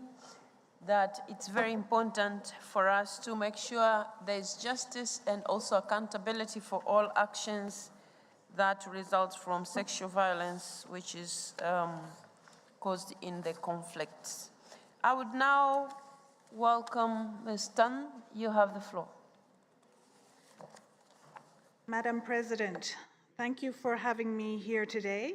I bring High Commissioner Filippo Grandi's regrets for not being here with you this morning due to illness. He was particularly keen to address you and to thank you for putting this topic on the agenda, which in the presence of so many parliamentarians from around the world is a clear demonstration of your commitment to the values not just of the IPU, but to the quest for peace. Madam President, parliamentarians, ladies and gentlemen, democracy, the power of the people, is at the very heart of the IPU's mission and work. Unfortunately, today we see far too often how the power of the people has been transformed into power used against people. So-called leaders violate human rights to stifle opposition, or are quick to war when devastating consequences, including large-scale forced displacement. Today, there are more than 114 million people around the world who have been forced to flee their homes, mostly by conflict. And my first point today is somewhat to preempt the President of the ICRC, what she is likely to say. All parties to conflict around the world must comply with international humanitarian law. If they did, we would certainly have very few refugees. Further to that, it is up to the rest of the world to ensure parties to the conflict adhere to international law. It not only protects civilians and prevents irreparable damage, it also preserves future peace processes. Unfortunately, the conduct of hostilities around the world has gone in the wrong direction. We see this most evidently in the fighting in Gaza, in Ukraine, in the Democratic Republic of the Congo, where sexual violence, as SRSG Patton has just spoken about, is despicably rampant, and in so many other places. My second point today is that in light of this reality, we must, as an international community, do more to support people in need, including those forced from their homes by violence and human rights abuses. This means financial support and funding from those governments and even individuals with the means. I regret to say that we are falling far short of where we need to be. UNHCR, which is voluntarily funded, receives only 50% of our budget in the best of years. In 2023, we received about $1 billion less than we did in 2022. Yet none of the crises that were ongoing in 2022 have been resolved. And yet another crisis in Sudan exploded. Our financial outlook this year remains even more worrying, with grave human consequences for the displaced, their hosts, and in some cases, the stability of the communities and countries. I therefore appeal in the strongest of terms to all members of parliaments with resources. Please do more to fund humanitarian responses around the world. All must also do more to support people forced to flee by ensuring access to territory and the right to seek asylum. I know this can be challenging, but let's not forget that about 90% of the world's forcibly displaced are in low and middle-income countries, and they are, by and large, doing all they can to uphold international protection, which is, as the 1951 Refugee Convention says, a shared international responsibility. The rest of the world must follow their example and do the same. I recognize that this is politically challenging in some places and that pressure on borders, including in parts of the rich world, as well as on domestic services, are under strain. I'm certainly not saying that everyone who shows up should be let in. No, today's reality is that many people, both refugees and migrants, travel along the same routes, and the latter often use the only door available to enter, that of asylum. This causes strain on the asylum systems and undermines public confidence. My point, and I can expand on this later if there's interest, is that there must be a process that is fair and fast. And while those in need of international protection should be granted asylum, those who do not meet the criteria should be returned with all their rights and dignity upheld. But focusing only on deterrence, as some countries do with walls, wire, and bureaucratic barriers, is not going to resolve the problem. Instead, a comprehensive, route-based approach is needed, which would not only help better control borders, but also address the needs along the route in countries of transit, countries neighboring conflict, and especially in countries of origin to reduce and address the very drivers of displacement. My third appeal to you today, dear members, is for your attention. Please keep your governments focused on more than just the crisis that tops the headlines. For the past 2 years, it was Ukraine, with the plight of 10 million displaced Ukrainians, now eclipsed by Gaza. Before then, it was Afghanistan, and when large numbers of people were arriving in Europe in 2015, Syria. But who today is talking about these places? Or what is happening in the Eastern DRC or in Myanmar? Who is talking about paying any attention to the mega crisis in Sudan, which in less than 1 year has driven more than 8 million people from their homes, more than a quarter of those across borders into an already fragile region? Where is the financial support for those people and for the response? The UN appeals from inside Sudan and for the neighboring countries are only 4% funded. I hope you will take this message back to your capitals and that generous pledges will be forthcoming at the International Ministerial Conference that will be held on the 15th of April in Paris. My fourth and final appeal to you today is for your support and that of your parliaments for peacemaking. Peacemaking around the world. It is tough. It requires courage and compromise, two things that are sorely lacking in today's world.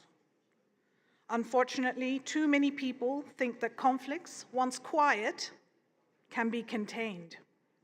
But as we have seen with Gaza, with Eastern DRC, with Armenia and Azerbaijan again last year, unresolved conflicts come back and with a vengeance and bring with them enormous human and financial costs for us all. I therefore ask your focus and efforts to make peace. For it is peace that is not only the vision of the IPU, but that is needed most of all today. I thank you.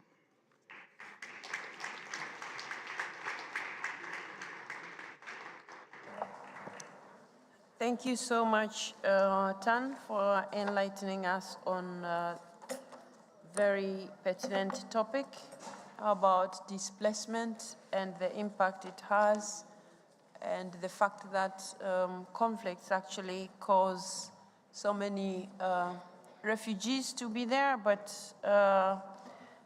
the challenges that you go through as well as you work as UNHCR. I would now, members, open the floor for your interventions. If you have any questions to the two speakers who have just addressed us. Bahrain. So I would recognize Bahrain, Namibia, and Iraq. So we have three at the moment. Malta, and then? Is somebody writing? Okay, so we will go in that order. Can you change it? Germany. And Australia. Okay, Australia. Please note them, and then you bring me the list. So we will start with Bahrain. You have the floor. Thank you, Madam President, and I thank also the speakers for the information they gave us, although it's not really very pleasant about the status of women. My question to Madam Patton, how can we really protect peace builder women in the situations that they are facing, the violence they are facing, especially sexual violence? And you've mentioned in your talk a large number of and different situations where really women are facing violence, especially sexual violence on ground. Thank you. Okay, I think in the interest of time, let's hear from everybody so that when it comes to you, then you're able to address all of them. Uganda, followed by Iraq, and then Germany, Morocco. Thank you, Madam President. Coming from Uganda and having experienced war for quite some time, I can really feel the huge challenge what other countries are going through, because when we got over the war in Uganda, it is our neighbors who are now suffering, because we are the biggest host country in Africa for refugees. So we have many refugees from South Sudan, from DRC Congo, Eritrea, Somalia. So we feel the pinch of the conflict in our country. And of course, as the host country, it is also giving us a huge burden to see how to cope with these international conflicts. So I really feel that we need to have very strong recommendations, how IPU really can add extra effort in creating a special team of peacemakers in this world, because we feel coming here and we don't have, we cannot even come up with a decision, a resolution, because of the diverse divisions that we hold. It becomes very, very worrying, because for me, when I come here and we cannot even come up with a resolution to condemn the atrocities that are being caused in this world, it really makes me fall aback. So I salute the studies that have been done, but I would like to see the strategies and the mechanism that we can adopt that can really enable us, pile pressure on all those violent characters who are making this world a bad place. Thank you. Okay, because there are so many delegations that have requested to take the floor, I would request that when you take the floor, please don't use more than 1 minute, so that every delegation that has requested the floor gets a chance. 1 minute, please. Iraq, then Germany, Morocco, Australia. Iraq now. شكرا جزيلا. أولا أنا باعتباري عضو لجنة القانون الإنساني الدولي ورئيس للجنة حقوق الإنسان النيابية في مجلس النواب العراقي، أسجل عتبي الشديد على المجتمع الدولي الذي ترك العراق أن يحارب داعش نيابة عن المجتمع الدولي.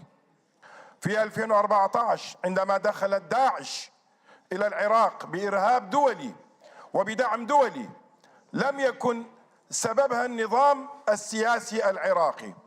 اليوم هنالك اختلاف في النزوح سيدتي الرئيسة.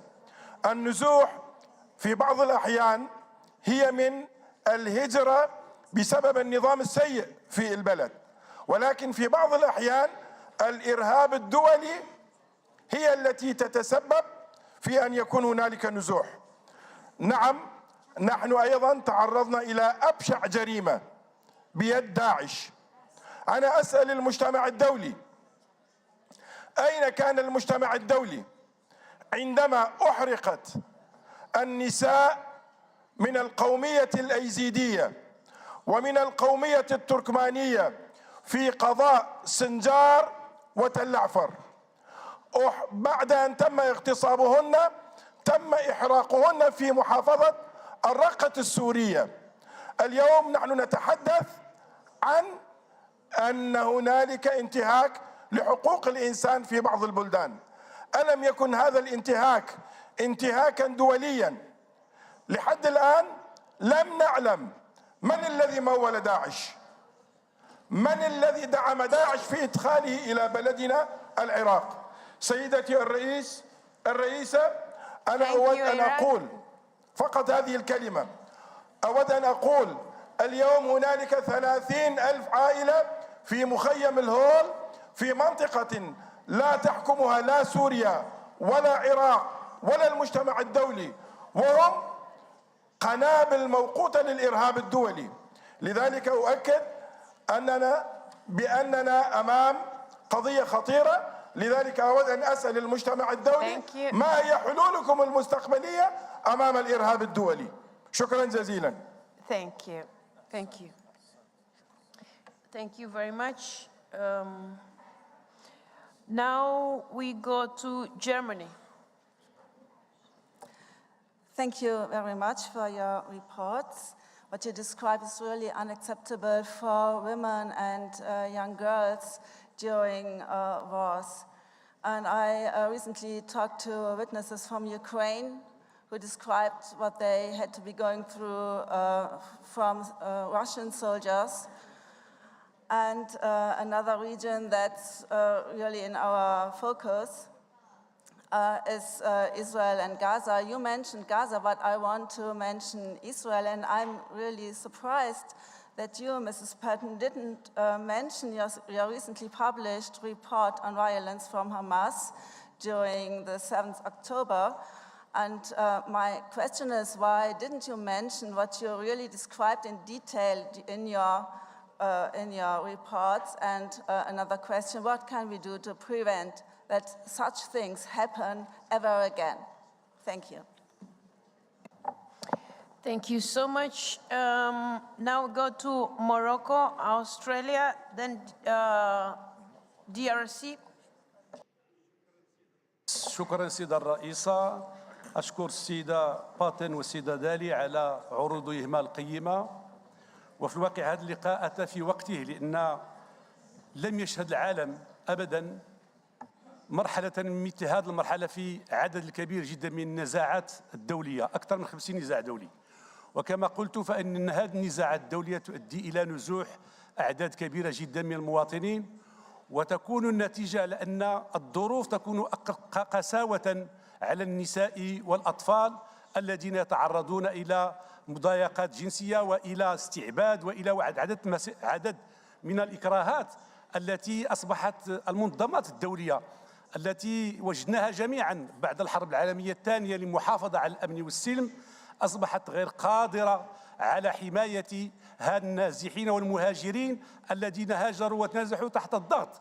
وكذلك لا بد أن ننبه على أن هذا التعامل الكيل بمكيالين في التعامل مع النازحين وما علينا إلا أن نتذكر تعامل الدول الغربية مع النازحين من أوكرانيا وتعامل الغرب مع النازحين من إفريقيا والنازحين من سوريا والنازحين من العراق ومن أفغانستان. كلهم هذو بشر إنسان، ولكن كان هناك تعامل يميز بين هذا وذاك، وبالخصوص في إفريقيا على أن أكبر النزاعات وأكثر النزاعات الآن متواجدة في إفريقيا.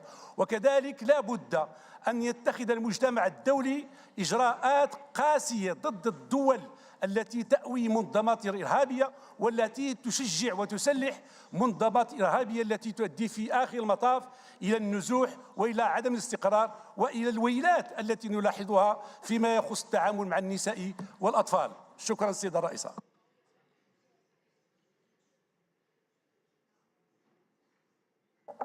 Thank you so much.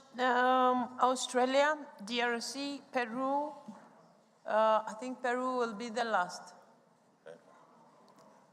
Thank you, Madam President, for the I'm call. informed Lebanon will speak in the next segment. Thank you, Madam President. Can I thank the reporters, Ms. Patton and Ms. Tan, for their chilling reports to this august body. And as Ms. Patton was giving her report, I just was chilled to the bone as a woman to hear these words: sexual violence, smugglers trading women, women trading sex for food, forced marriage, rape, gang rape, limited health access. The list of offences to women is so large. And as some of the colleagues who have participated in the question section of this session already have indicated, the reports are not unavailable. The reports are graphic. And I too am chilled at the images that I am seeing from the horror unfolding in Palestine, but also I am imprinted for my life with an image of a woman transferred out of the back of a car, an Israeli woman, clearly with blood-stained clothing from an attack, a sexual attack. These images are graphic. They cannot be any more graphic, yet we struggle to find a way to advance. You spoke in your contribution, Ms. Tan, about financial fatigue. We've seen the challenges just yesterday in trying to find consensus about a path forward on anything, no matter how urgent the matter might be. So my question is to you: what transformational change can be led by your international organisations to change the education, to change the cultural practices, and where are the men? Where are the men who need to stand up against other men? Where are they? I hope they're all in this room, and I hope they bring about change when they return.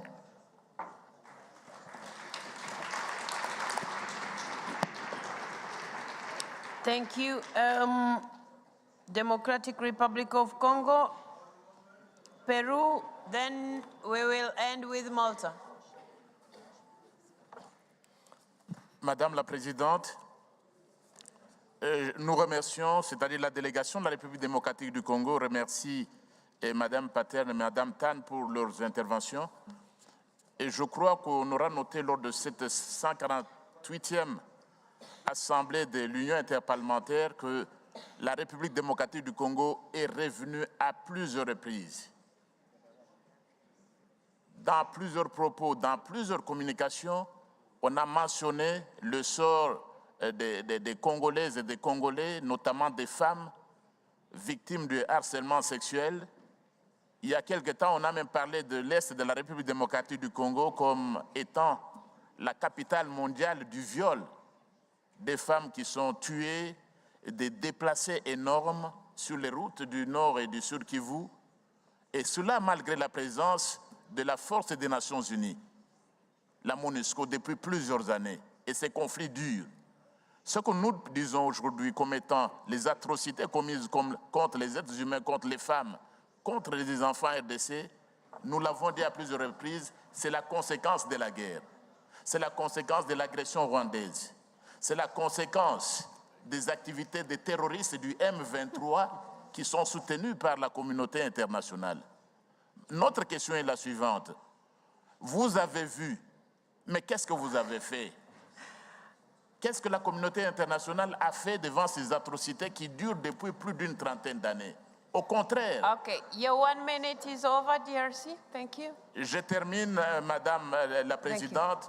La question est la suivante. Devant de telles atrocités, la RDC revient à plusieurs reprises. Qu'est-ce que vous avez fait? Qu'est-ce que la communauté internationale a fait? Et à quoi servent ces réunions si on ne peut pas apporter des solutions à ces problèmes? Merci. Thank you. Now, members, I had mentioned who was coming next, but again, once again, DRC has mentioned Rwanda, and Rwanda is also requesting to speak. Rwanda, you have the floor.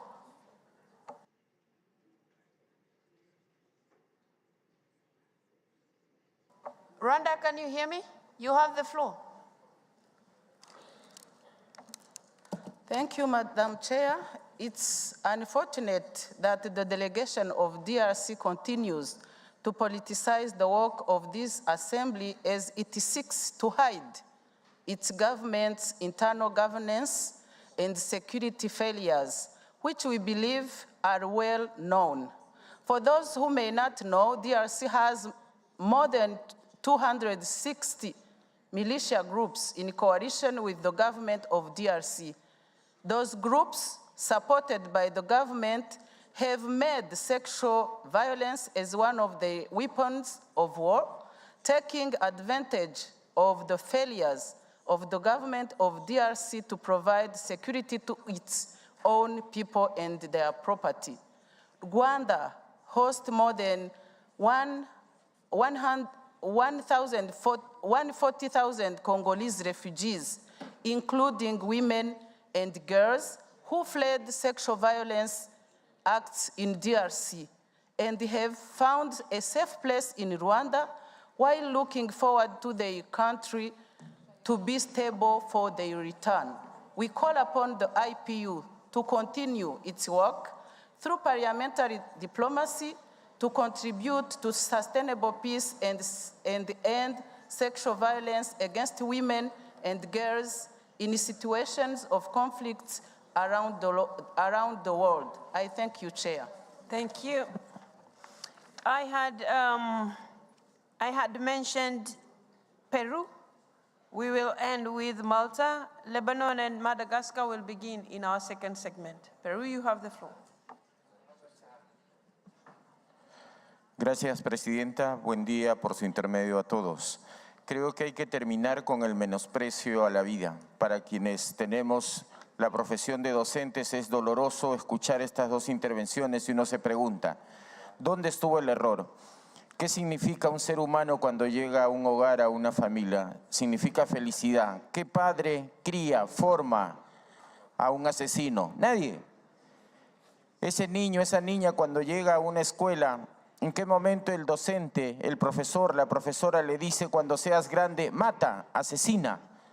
Entonces hay que mirar esos dos escenarios.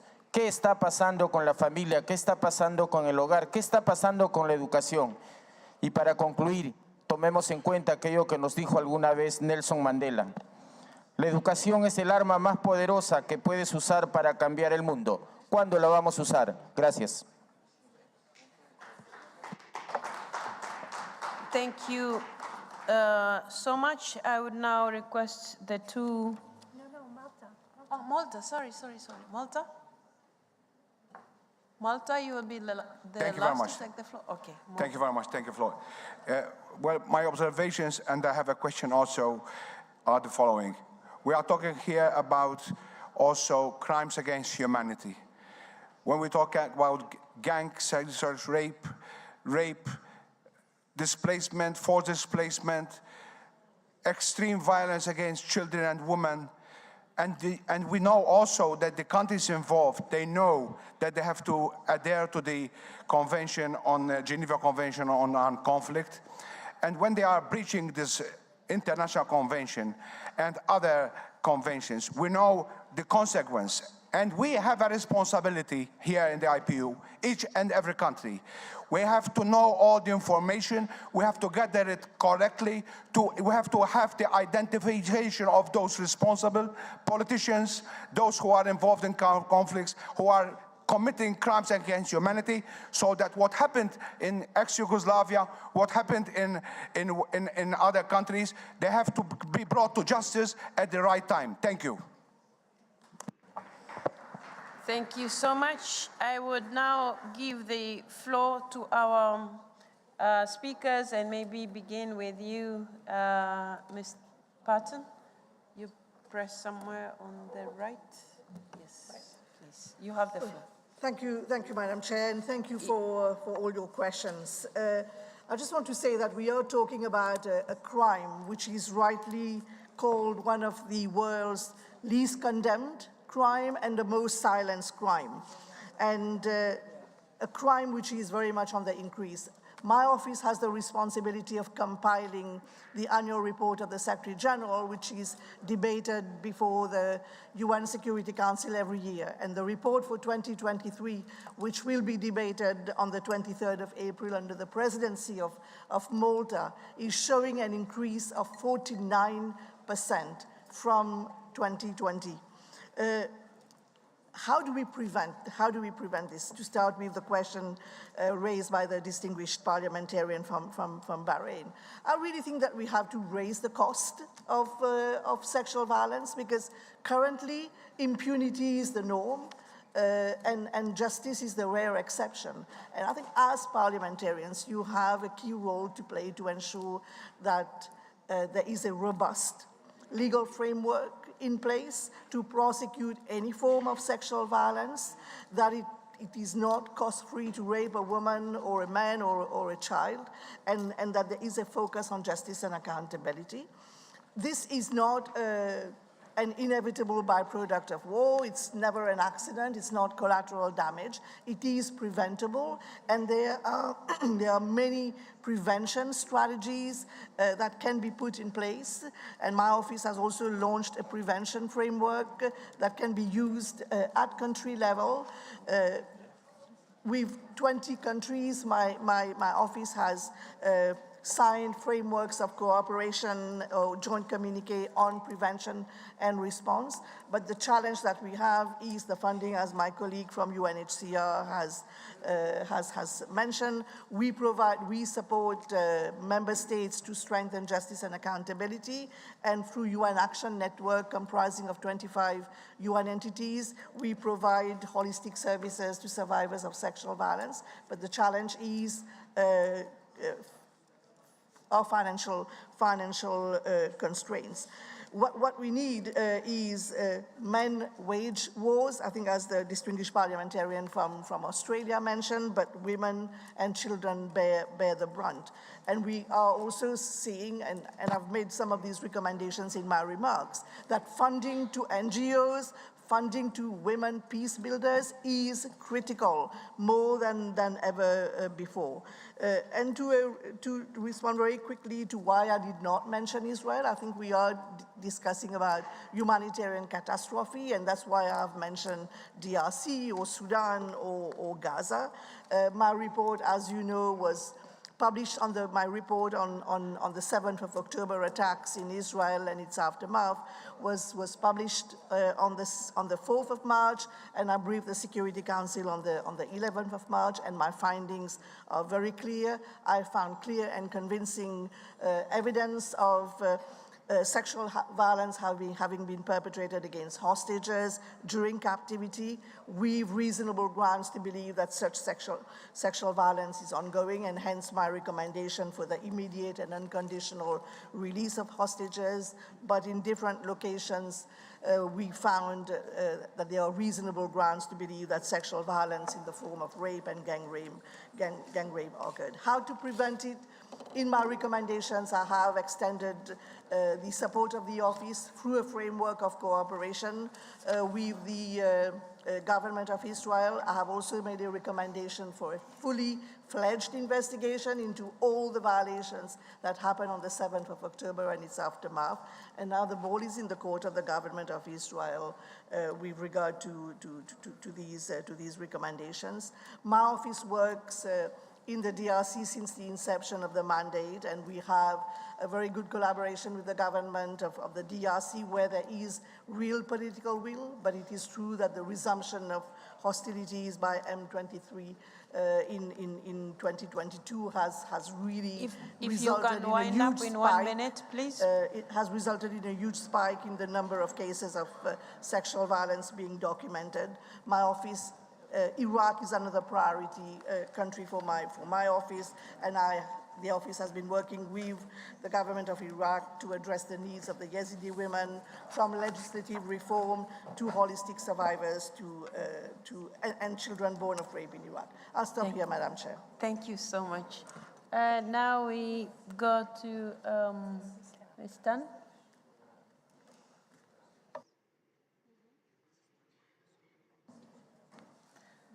Thank you, Madam President. So UNHCR is a humanitarian agency. So by default, we're dealing with the fallout of violence, war, and persecution. But we all know what needs to be done, all of us. We need political and diplomatic efforts, initiatives to find peace, to prevent war. And in the meantime, we need compassion, to help those, to protect those that are suffering.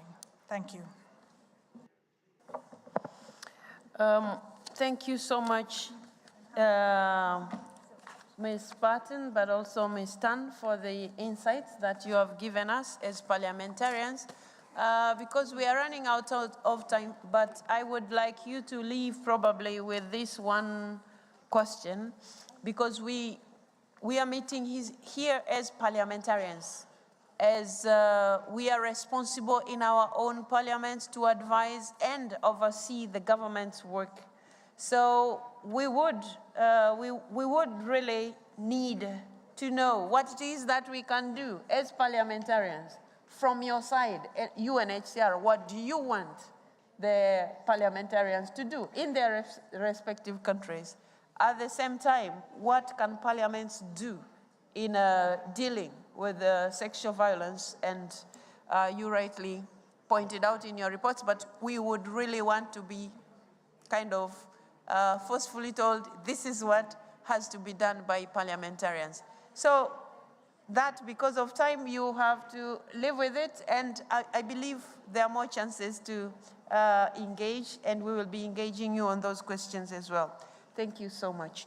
But there was an issue that was raised by Uganda, which was for IPU, because he asked about how IPU can add an extra effort to creating a team for peace building in the world, and that he was somehow disappointed by the fact that we haven't been able to come up with a resolution for the second time in a row. Like I said yesterday, I will repeat my statement.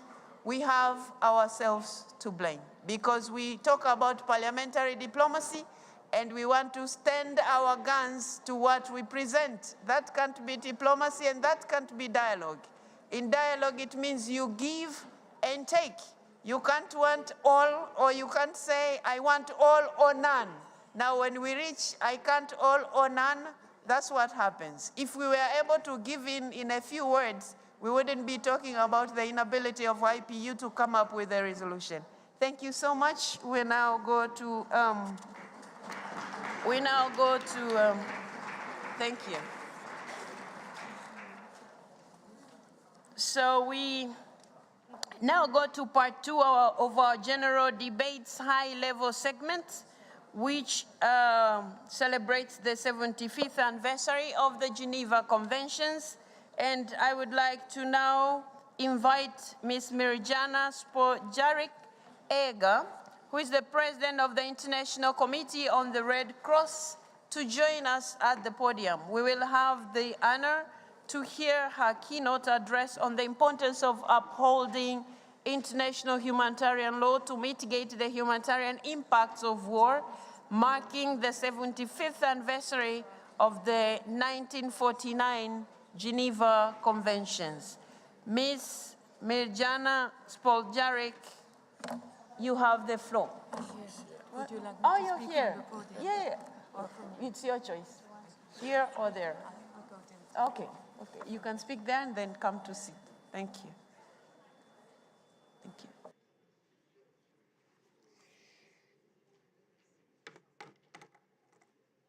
Madam President, honorable members of the Assembly, I'm delighted to have the opportunity to address this important international body. And may I start by expressing the gratitude of the International Committee of the Red Cross for the productive and long-standing relationship between our two organizations.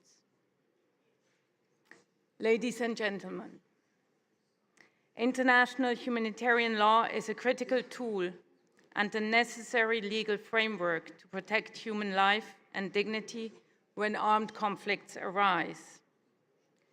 2024 marks the 75th anniversary of the Geneva Conventions. These conventions are the bedrock of modern IHL, or as it is sometimes referred to, the law of armed conflict. These universally accepted rules seek to provide a guiding framework to limit the conduct of hostilities in order to protect those who are not or are no longer participating in hostilities. The premise of these conventions is simple. There are more than 400 articles, all come down to one fundamental agreement. Even in conflict, at the worst of times, the core of our common humanity must be preserved. This agreement must be reflected in every interpretation of the conventions.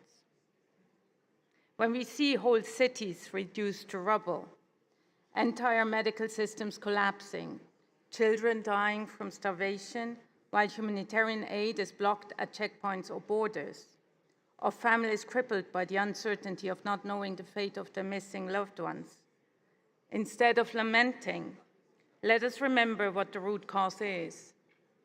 The root cause is the flagrant disregard for preserving the spirit within the law of armed conflict, which is to minimize civilian harm. And this is a problem that we all have a stake in overcoming. Tides turn. While today IHL may be applicable to a distant population, tomorrow you may look to it. Yet again and again we see the world stand by and allow the dehumanization of entire populations. And worse, sometimes affirming that while the suffering is deplorable, there are no violations. If you continue to leave the disregard of IHL unaddressed, trust me when I say this law that has until now survived the test of time and saved countless lives will not continue to protect in the future. If we kill this universally accepted body of law by looking the other way, there's nothing that can replace it. As representatives of your populations, it is your duty to stand for IHL, to stand for all victims of conflict, and to ensure that the law can continue to protect in the future. I urge you to call out abuses of the law where you see it, because if it feels wrong, then it is wrong. Ladies and gentlemen, the 4 Geneva Conventions significantly increased the body of treaty law protecting victims of armed conflict. This was possible 4 years after facing the worst situation imaginable during the Second World War, and just as the Cold War began. It is a compelling example of what can be achieved by states coming together, driven by the common purpose to preserve a minimum of humanity even in times of armed conflict. At the same time of an anniversary, we must celebrate the successes of IHL and its track record of saving thousands of lives. Yet we all know that although the 1949 Geneva Conventions have been universally joined, they are far from being universally respected. Right now, men, women, and children are suffering, are dying from egregious violations of IHL. And in each of your regions, there is armed conflict, which to those under the bombs may seem unregulated. Over the past years, voices of resignation have therefore been increasing, voices that doubt that IHL actually works, and voices that doubt that the conventions are still adapted to the modern conflicts of today and the types of parties to conflicts we see nowadays. But the Geneva Conventions and IHL more widely have shown that they are as relevant today as they were 75 years ago, and that they are up to the challenges of today's armed conflicts, but only when applied in good faith. I look to you as political leaders to ensure that the spirit of these fundamental texts is preserved, because war without limits equals suffering without end. And I ask each of you, in your own state, to push to make the preservation of IHL a political priority. Victims of armed conflict, past, present, and future, are looking to what you and the world choose to do next. Your position, your influence, and the role that you play as parliamentarians put you in a unique position not only to make a genuine difference for the many people who are currently suffering the consequences of ongoing armed conflicts, but also to prevent such suffering from happening in the future. Doing this will be a fitting tribute to all that the Geneva Conventions stand for.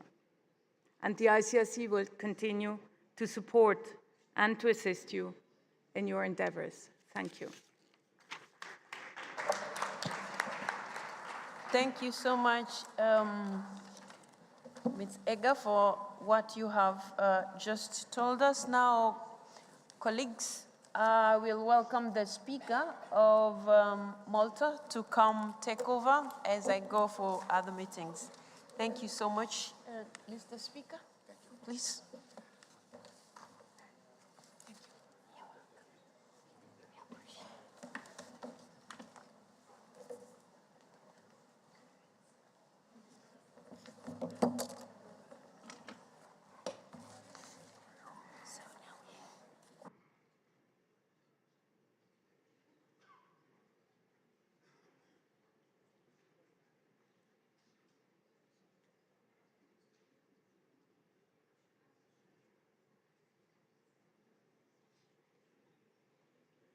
Okay, thank you very much. I open the floor now, and I request the names with regards to the country. They have 1 minute to make their own question or observation, and I call Lebanon.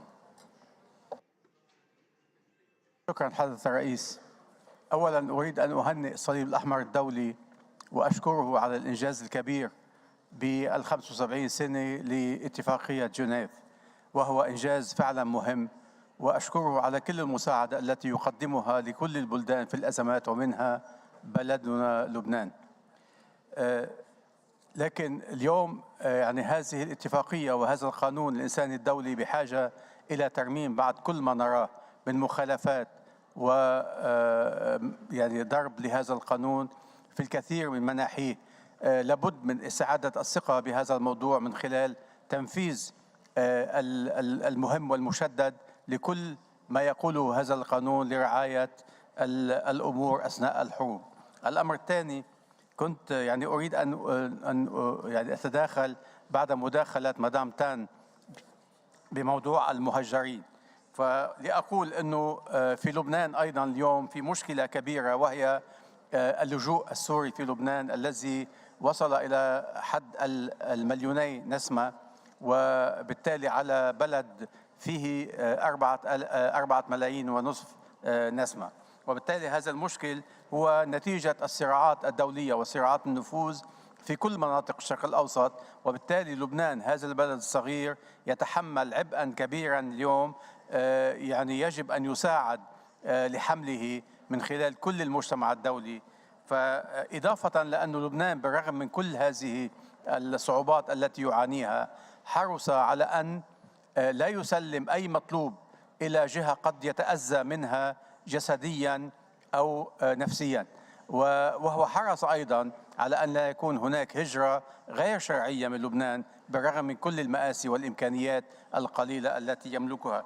وبالتالي نحن بحاجة إلى أن يتعاون معنا الجميع من أجل حل هذه المشكلة وإعادة هؤلاء اللاجئين إلى بلدهم مكرمين معززين، وهذا حقهم الأساسي. شكرا. Thank you very much. And now I call Madagascar.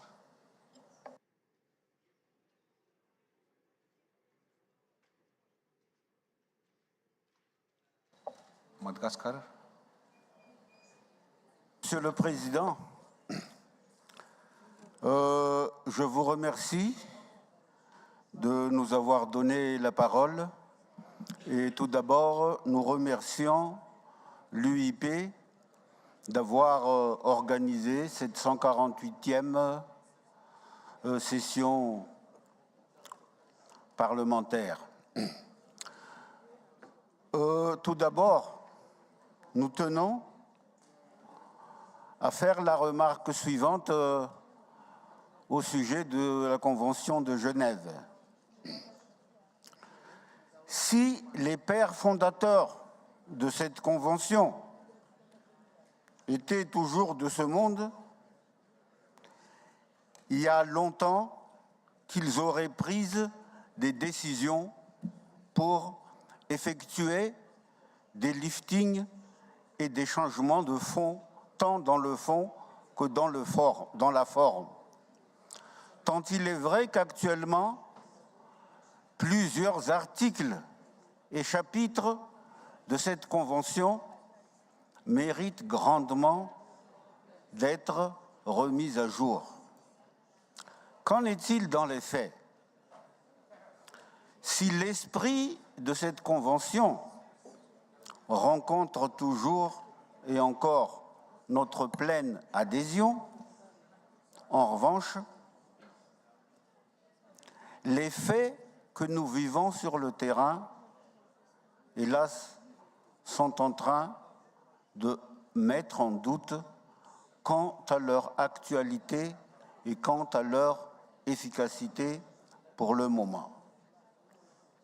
Aussi, Madame la Présidente, permettez-nous, en toute modestie et en toute humilité, de vous proposer, et si nécessaire, avec bon nombre de délégués, non seulement des pays en conflit, mais également des pays membres de cette union interparlementaire, de revoir de fond en comble pour pouvoir mettre à jour et pour que cette Convention de Genève, dont nous saluons le 75e anniversaire, puisse répondre aux besoins actuels et qu'elle n'ait pas l'air d'une convention qui brille plutôt par la vétusté de ses articles plutôt que par la pertinence de sa mise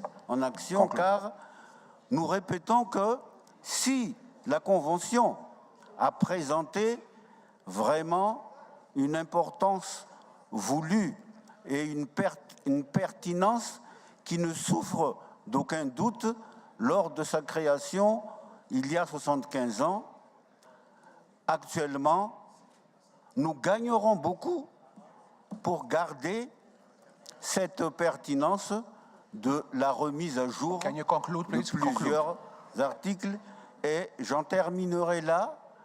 Nous adhérons pleinement à cet esprit et nous sommes prêts à participer à cette réunion de remise à jour, Madame la Présidente. Merci. Thank you. I call Nigeria. I would like you that you keep up with the time so that we cover all the speakers. Nigeria.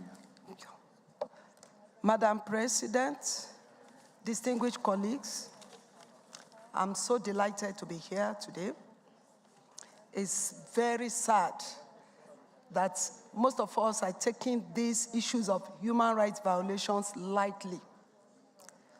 Every day we record casualties in our respective countries, especially the warring countries like Hamas, nations like Hamas and Israel.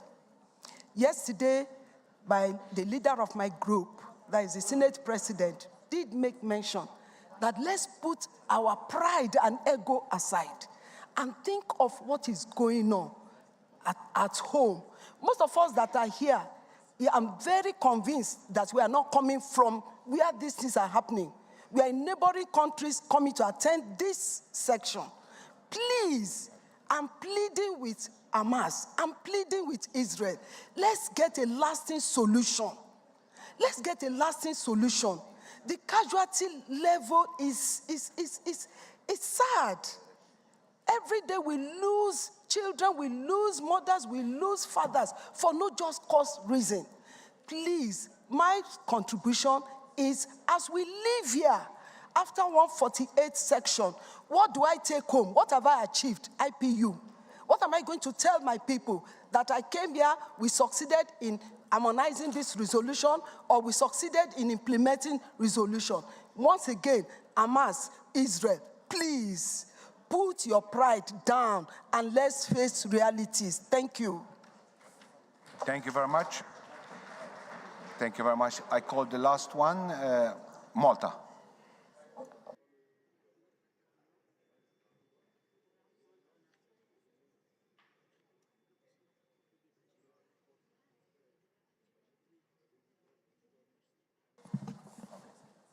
Mr. President, thank you for your intervention.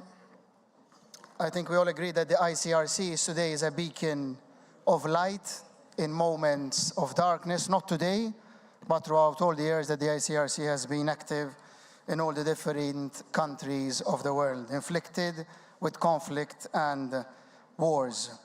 You have been doing something very important, standing up for victims, but it is with heavy heart, I must say, that the international community, including this inter-parliamentary body, has failed yesterday to unite in the face of hostages who have been for a very long time away from their families, and also in the face of loss of life of women and children, in the face and as a result of wars and conflicts. And this inability to reach consensus, Mr. Chair, is deplorable because we are not able to make the obvious, to condemn what is wrong in these conflicts. So as we leave this meeting, this intervention by the ICRC President reminds us of our shared responsibility on our shoulders as members of Parliament to stand up. And I will close this intervention by thanking you, Mr. President, Mrs. Mariana Egger, and all the ICRC and all the organizations which have throughout the years stood up in moments of darkness to help those in need, especially when all the multilateral and the international communities have failed. Thank you very much. Thank you very much. Now I call the President of the Red Cross to make her conclusion remarks.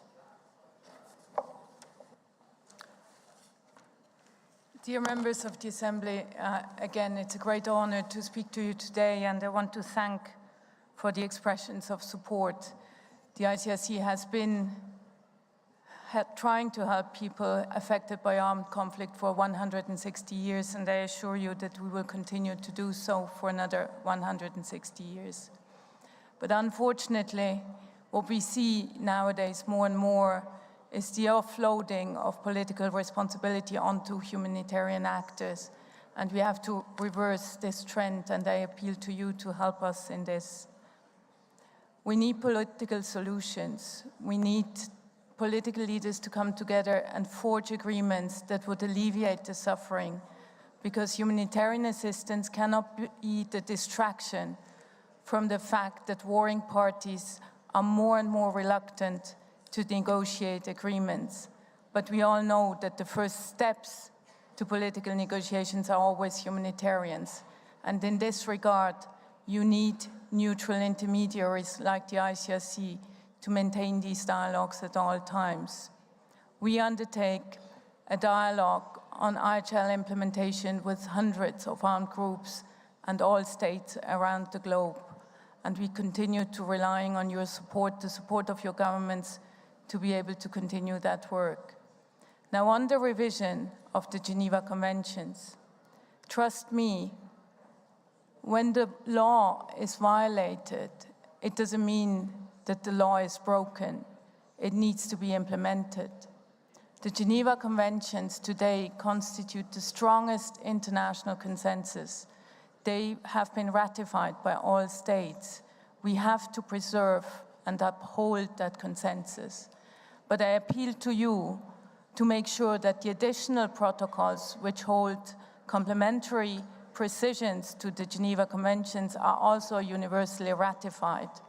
There are still 22 states that haven't ratified the first additional protocol of 1977, and there are 27 states that haven't ratified the second.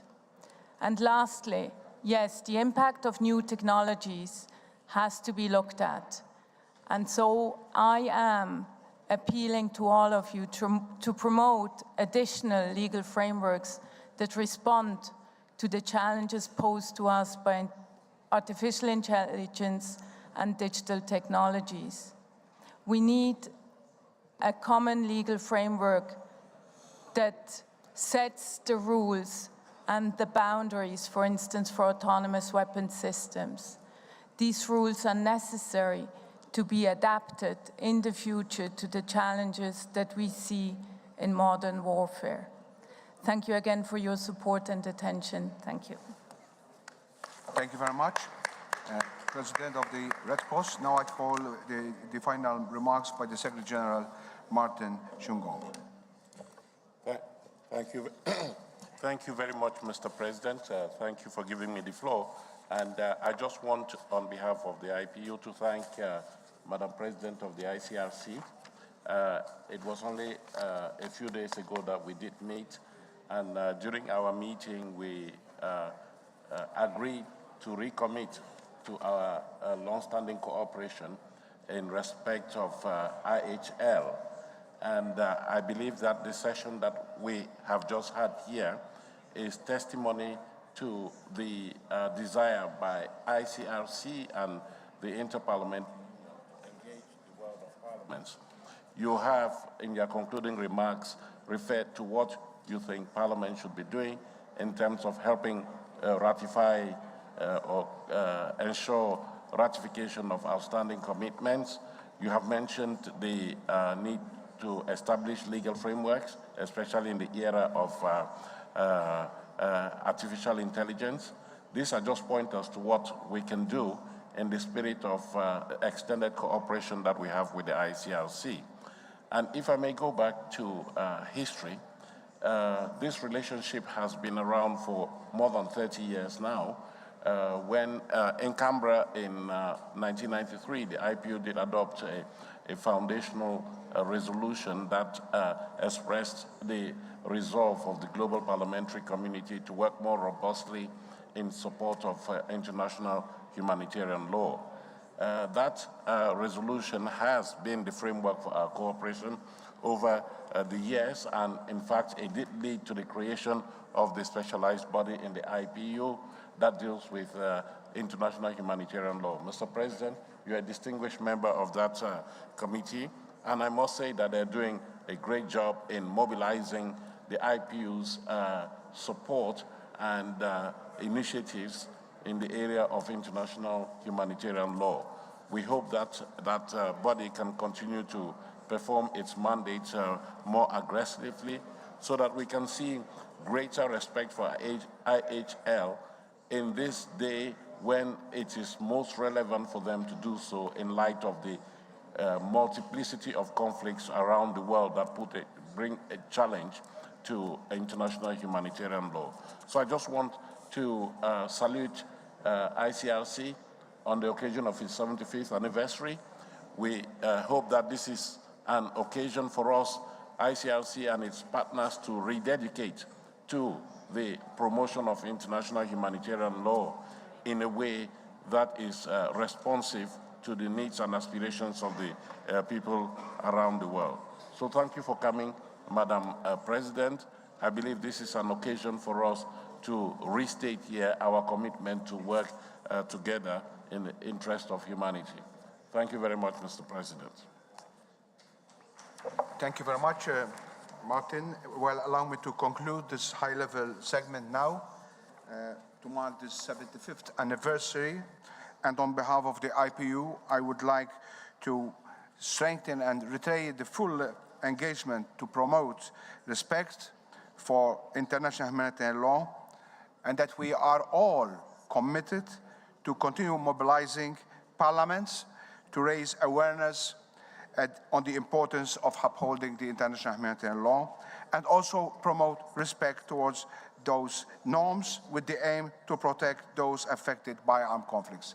And this brings us to the end of this high segment conference. Thank you very much.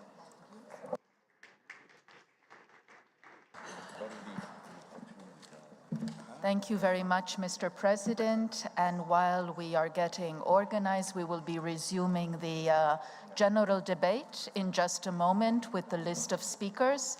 May I also take this opportunity to remind that the high-level meeting for speakers and deputy speakers on the crisis of multilateralism has started. It is taking place in the Salle Genève across the street in the Annex building. Thank you very much.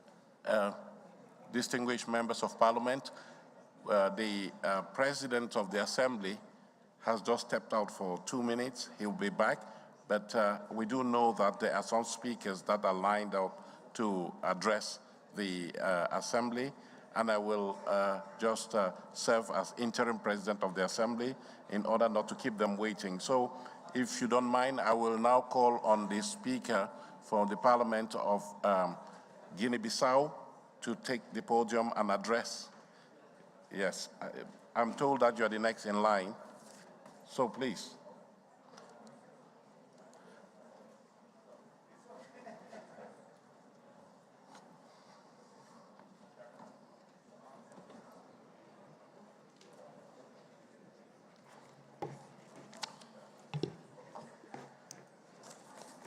Excelência Tully Axon, Presidente da União Inter-Parliamentar, os meus renovados cumprimentos e saudação pela vossa brilhante eleição. Ilustre Secretário-Geral, Martin Chichon, honoráveis representantes de organizações internacionais aqui presentes, caros colegas parlamentares, senhoras e senhores.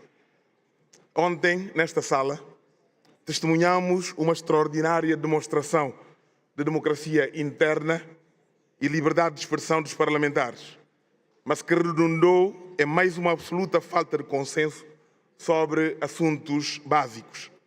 E nem a persistência do apelo da nossa Presidente logrou desbloquear a situação. Tal deverá forçar-nos a uma reflexão sobre o mecanismo para combinarmos liberdade com eficácia e responsabilidade. Enquanto parlamentares, somos chamados a legislar, a representar a defender e não a julgar.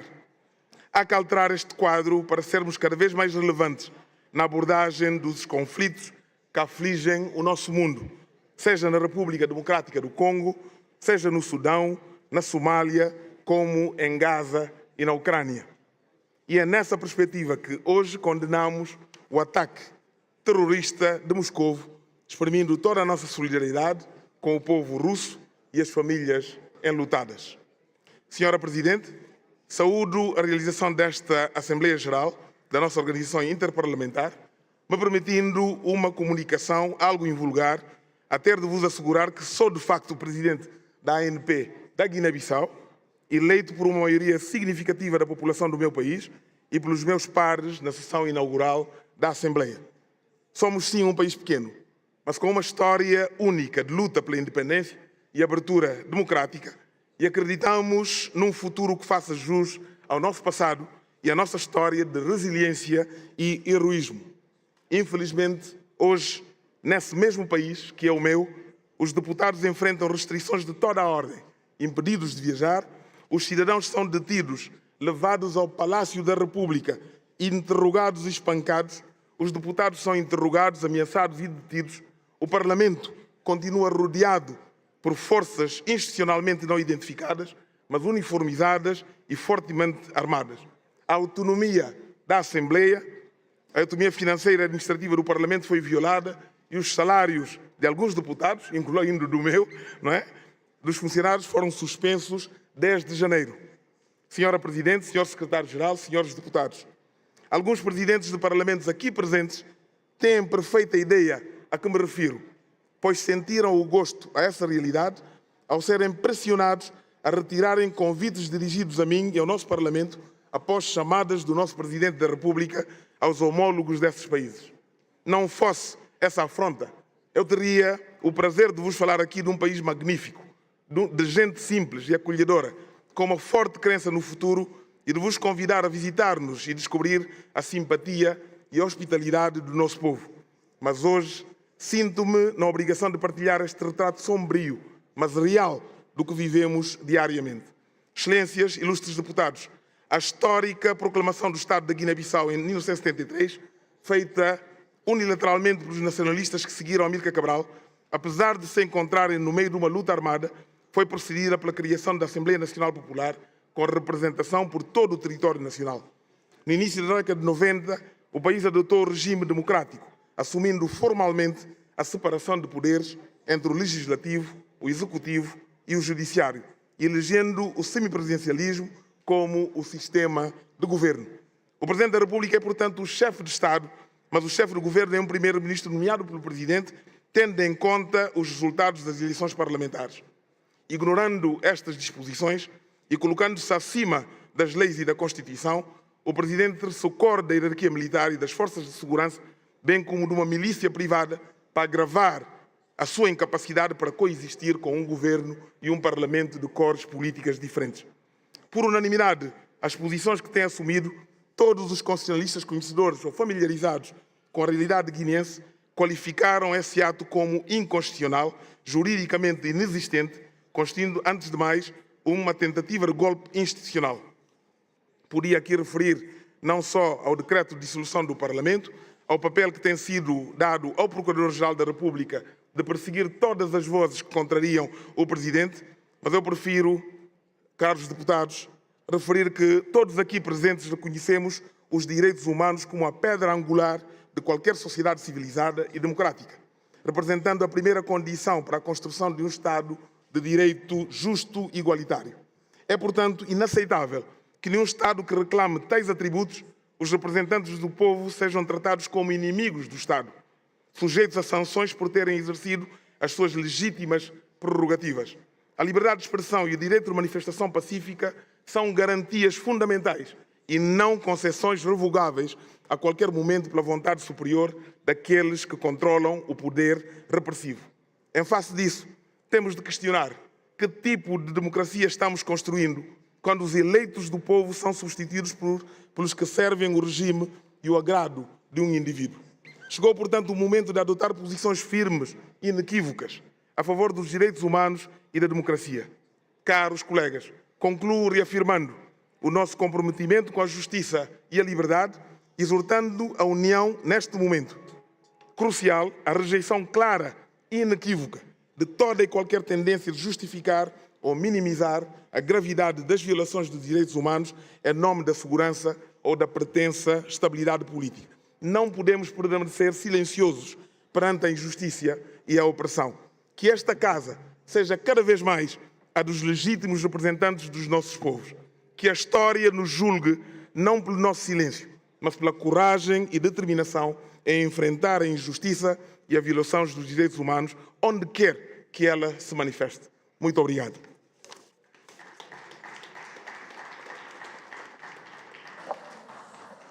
Hello, everyone. My name is Jimo Ibrahim from Nigeria. So we continue the debate by calling on Jamaica. Jamaica, and after Jamaica, we call ECOWAS, and after that, the island, Iceland. So we take Jamaica.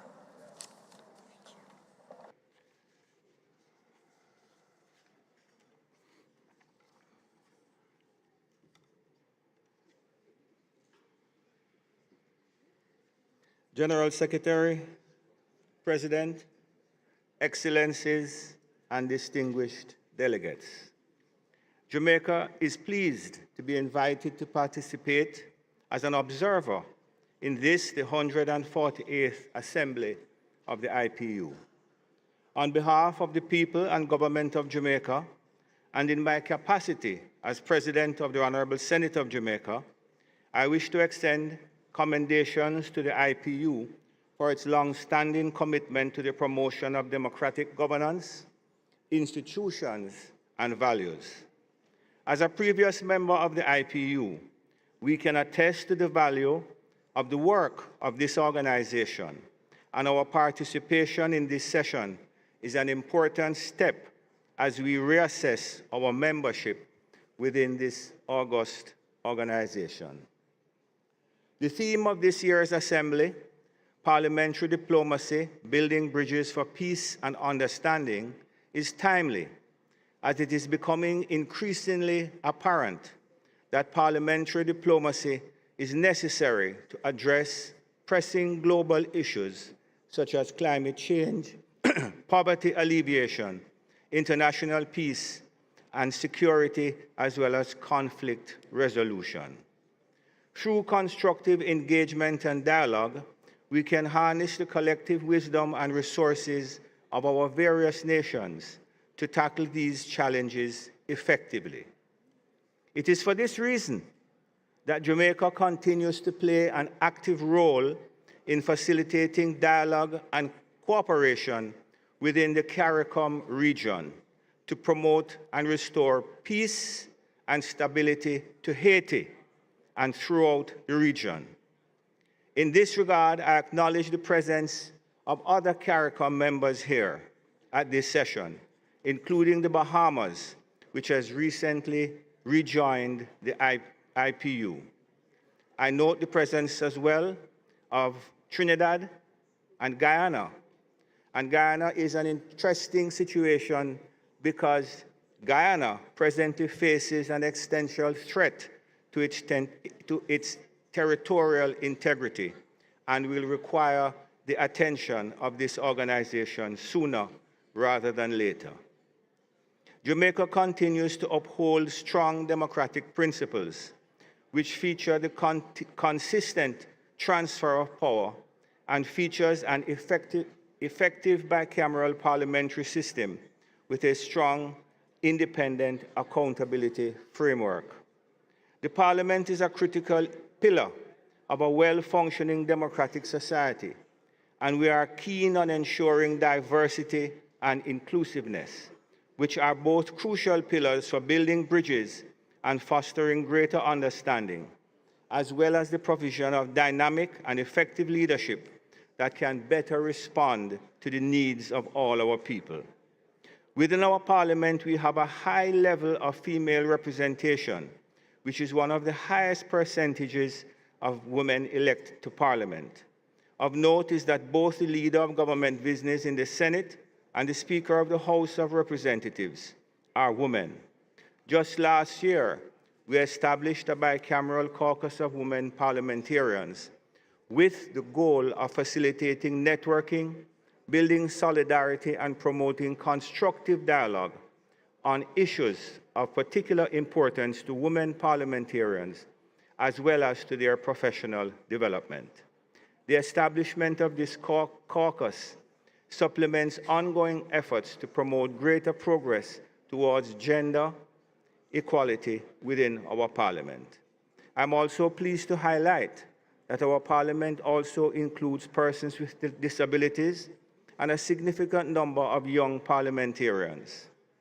The engagement and participation of youth within the work of Parliament and issues relating to the governance are fundamental to Jamaica's development and is a key focus. Since 2003, we have established the National Youth Parliament, which provides young people with the opportunity to contribute to the work of the Parliament and to offer concrete recommendations and solutions. President, in closing, the support of the IPU will be essential in offering training and capacity building for parliamentarians to effectively discuss and address the plethora of issues being faced, especially by developing countries. As a small island developing state, Jamaica understands the importance of multilateral cooperation in confronting the several shared challenges. We remain committed to working closely with our international partners, including the IPU, to promote dialogue, fostering understanding, building bridges, and a more peaceful and prosperous world. As we say in Jamaica, one love. Thank you.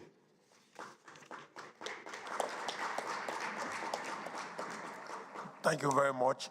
At this stage, I think the Secretary General would love to react to have a response to Jamaica. Thank you. Thank you very much, Mr. President.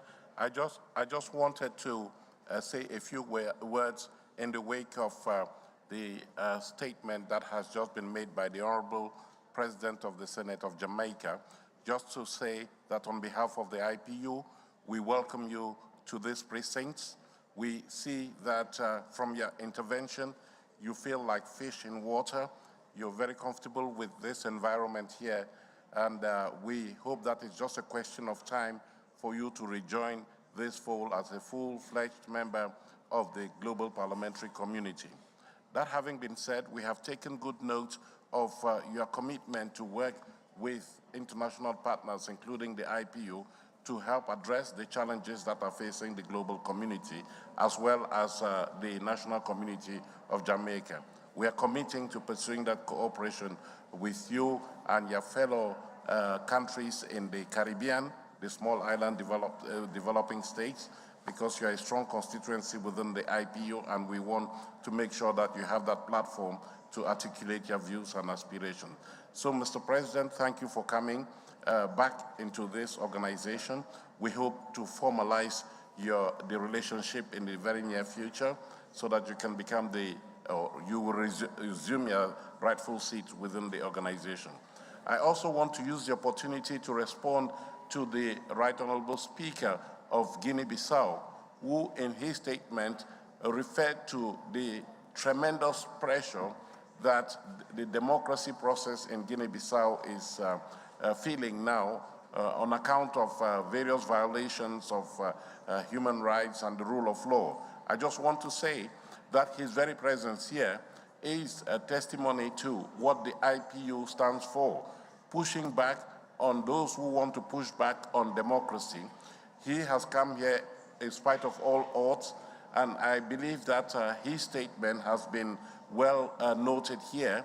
This community of parliamentarians will continue to work to make sure that democracy in Guinea-Bissau does not falter, that parliamentarians and parliaments in Guinea-Bissau are adequately protected so that they can perform the role that is incumbent on them by their constituents. And so I just want to reassure the Speaker of Guinea-Bissau that we are in solidarity with his parliament and himself personally, and we hope that together we can find ways of reinforcing the democracy process in the beloved country of Guinea-Bissau. Thank you very much, Mr. President. Thank you very much, the Secretary General.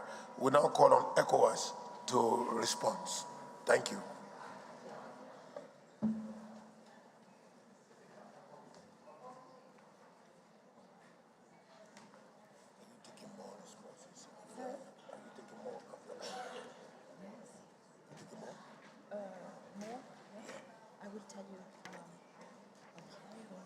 Mr. President, honorable speakers, distinguished parliamentarians, ladies and gentlemen, it is my greatest pleasure to address the 148th Assembly of the Inter-Parliamentary Union. Since my election as Speaker of the Parliament of the Economic Community of West African States, ECOWAS, our two institutions have collaborated and built deep solidarity around universal values such as human rights, democracy, the rule of law, gender equality, peace and sustainable development, as well as free and fair elections. It is very important to note that our participation in this assembly signifies the growing warmth and cordial relations that exist between the ECOWAS Parliament and the IPU. In so doing, I must use this platform to thank the IPU leadership for the successful record and proven ability in steering the affairs of this august body to attain success and be more effective in addressing the challenges confronting the world. Mr. President, distinguished ladies and gentlemen, the selected theme for the general debate, parliamentary diplomacy, building bridges for peace and understanding, fits perfectly with the objectives for which our parliament, the ECOWAS Parliament, was founded. Amongst other things, the ECOWAS Parliament was established to contribute to the promotion of peace, security, and stability of West Africa. By strengthening representative democracy, cooperation, and solidarity with like-minded institutions, the Parliament would have achieved the goals of building a sense of common destiny for the promotion of democracy. To achieve these goals, the ECOWAS Parliament has found parliamentary diplomacy to be a viable tool that could be used to increase mutual understanding and valuable means of dialogue in advocating for solutions to diverse issues. As elected representatives of the people, parliaments constitute uniquely legitimate democratic institutions with a central role to play in all governance processes. Today, parliaments around the world find themselves to be very integral in governance and instrumental in securing successful implementation of protocols and agreements aimed at securing global peace. Parliaments play several key roles in peace building, including overseeing the implementation of peace agreements and becoming sites of national dialogue. Therefore, the ECOWAS Parliament finds parliamentary diplomacy to be an important aspect of the regional conflict prevention and peace-building mechanism. Excellencies, since its establishment, the ECOWAS Parliament has actively engaged in parliamentary diplomacy, particularly in conflict areas within the sub-region. Notably, played a pivotal role in fostering peace within the Mana River Union, MRU, which includes Guinea, Sierra Leone, and Liberia, during a period of fragile stability. Additionally, the ECOWAS Parliament provided valuable recommendations for resolving the first political crisis in Guinea-Bissau following the dissolution of the National Assembly. We are aware that there are still issues, and I believe the ECOWAS Parliament will definitely do everything possible to resolve those issues. These efforts complement numerous fact-finding and mediation missions I've had the privilege to lead across various member states. Leveraging on legislative bodies as instruments for fostering international harmony and cooperation through parliamentary democracy is fundamental to building bridges for peace and understanding. Through legislative initiatives, policy advocacy, and oversight functions, parliamentarians can contribute to the implementation frameworks that enhance peace, economic growth, and development around the world. Mr. President, honorable parliamentarians, ladies and gentlemen, notwithstanding the benefits that can be derived from parliamentary diplomacy, escalating geopolitical tensions, regional conflicts, and power rivalries pose significant challenges to parliamentary diplomacy, hindering cooperation, dialogue, and consensus building among nations. The rise of authoritarianism, populism, and democratic backsliding in various parts of the world threaten the principles and practices of parliamentary democracy, thus undermining its legitimacy and effectiveness. Moreover, limited resources, funding constraints, and capacity gaps within the parliamentary institutions may impede the ability of lawmakers to effectively engage in diplomatic initiatives and address complex global issues necessitating innovative approaches and resource mobilization. Excellencies, to mitigate these, it is quite relevant that parliaments leverage on collaboration with civil society organizations, NGOs, and grassroots movements to augment parliamentary diplomacy efforts and foster greater citizens' engagement, accountability, and responsiveness to societal needs and aspirations. The ECOWAS Parliament is open to sharing experiences on such partnerships, as well as promoting ideas that will enhance parliamentary diplomacy and the benefits that can derive therefrom in building peaceful and prosperous societies. As I conclude, it is my hope that this Assembly will advance our collective goal of an integrated, developed, and prosperous world, where parliaments play an increasingly important role in peace initiatives and conflict prevention efforts. Once again, it has been my pleasure to address this Assembly, and I thank you for your attention.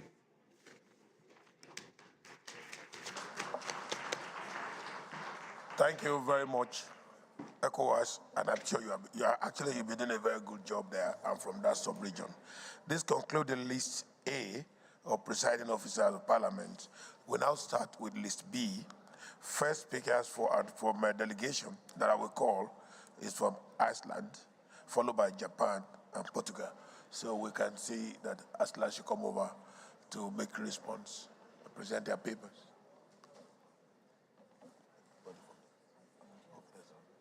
So you have the floor. Thank you. Dear colleagues, it's fair to say that we're currently witnessing a grimmer outlook in international relations than we've seen and experienced in decades. We stand in the face of a full-scale war in Europe, horrific conflicts in the Middle East and other parts of the world, and polarization yet again on the rise. Given these circumstances, it's essential to reflect on the origins of the United Nations and the multilateral system, which emerged from the aftermath of a devastating war. The primary aim of the Universal Declaration of Human Rights was to serve as a crucial tool in preventing future horrors and is an important instrument for building bridges for peace and understanding.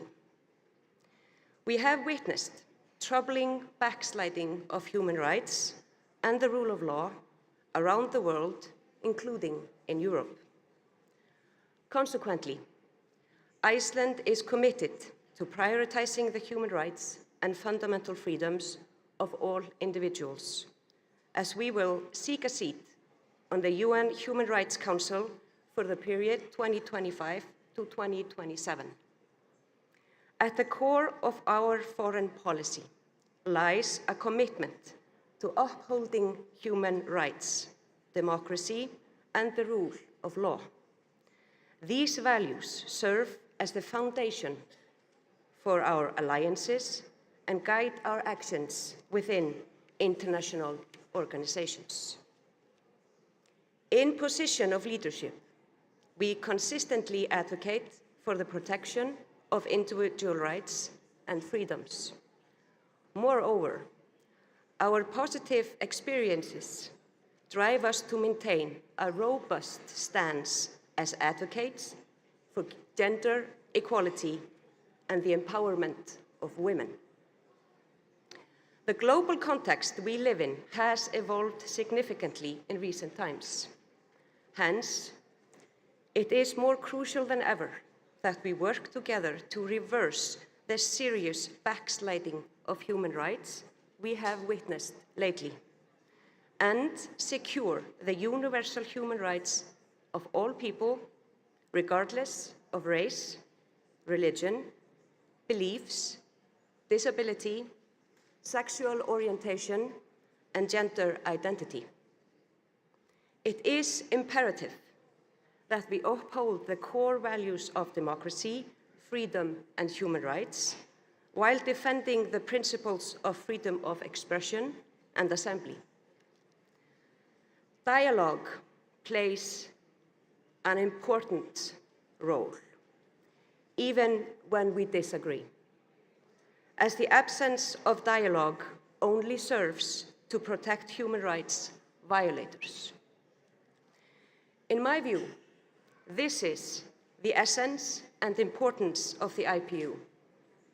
Our collective efforts here hold immense potential to benefit people worldwide.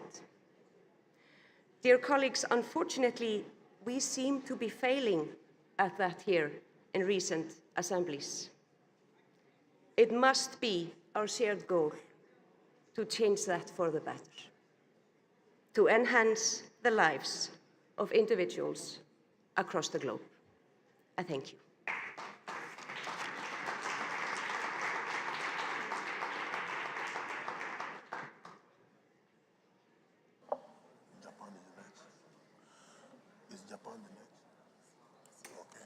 Thank you very much for that brilliant contribution. I will now call on Japan to make a response. Japan, you have the floor, please.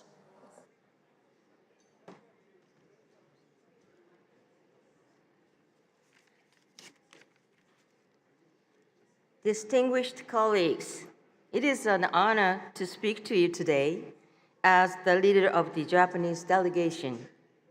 When Japan was struck by the Noto Peninsula earthquake in January this year, messages of sympathy and offers of assistance poured in from many countries, regions, and international organizations. I express my heartfelt gratitude for your warm support. IPU discusses many global issues, ranging from natural disasters to the impact of AI. The realization of peace is among the most important of these. Peace is more than just the absence of armed conflict. The peace that we should aspire to is a condition in which the life, health, and basic human rights of each individual are protected, and people are able to enjoy fulfilling lives in an environment of mutual respect. The international community should pursue the realization of this vision by promoting mutual understanding and giving ear to diverse opinions. I believe that parliamentarians have an extremely important role to play in this process. Among ourselves, parliamentarians can engage to real and candid discussions that reflect the diverse views in our countries without being bound to the position of our respective governments. Engaging in frank exchanges fosters mutual understanding, nurtures trust, and helps building long-term relationships. These are the advantages of parliamentary diplomacy. Long-term bonds among parliamentarians are unaffected in changes in national leadership and function under all conditions as the glue that binds countries together. In particular, these bonds can act as a safety mechanism when peace is under threat and dialogue between governments is difficult. Based on this belief, over the years, I have fostered close relationship with members of parliament, including especially female parliamentarians of numerous countries such as the United States, China, and South Korea. I conclude by reiterating that as representative of people must play a central role in the effort of the international community aimed at realizing peace. Thank you very much. ありがとうございました。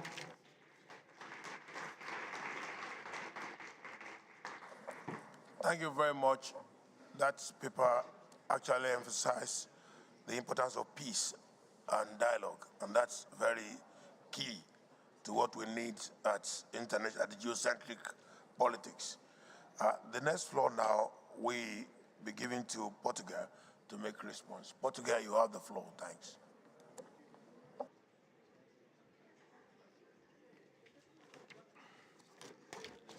Senhor Presidente, senhoras e senhores deputados, permitam-me que fale da minha língua natal, hoje que estou aqui em representação do meu país, de Portugal, e assim possa falar em português, a língua mais falada em todo o hemisfério sul do nosso planeta.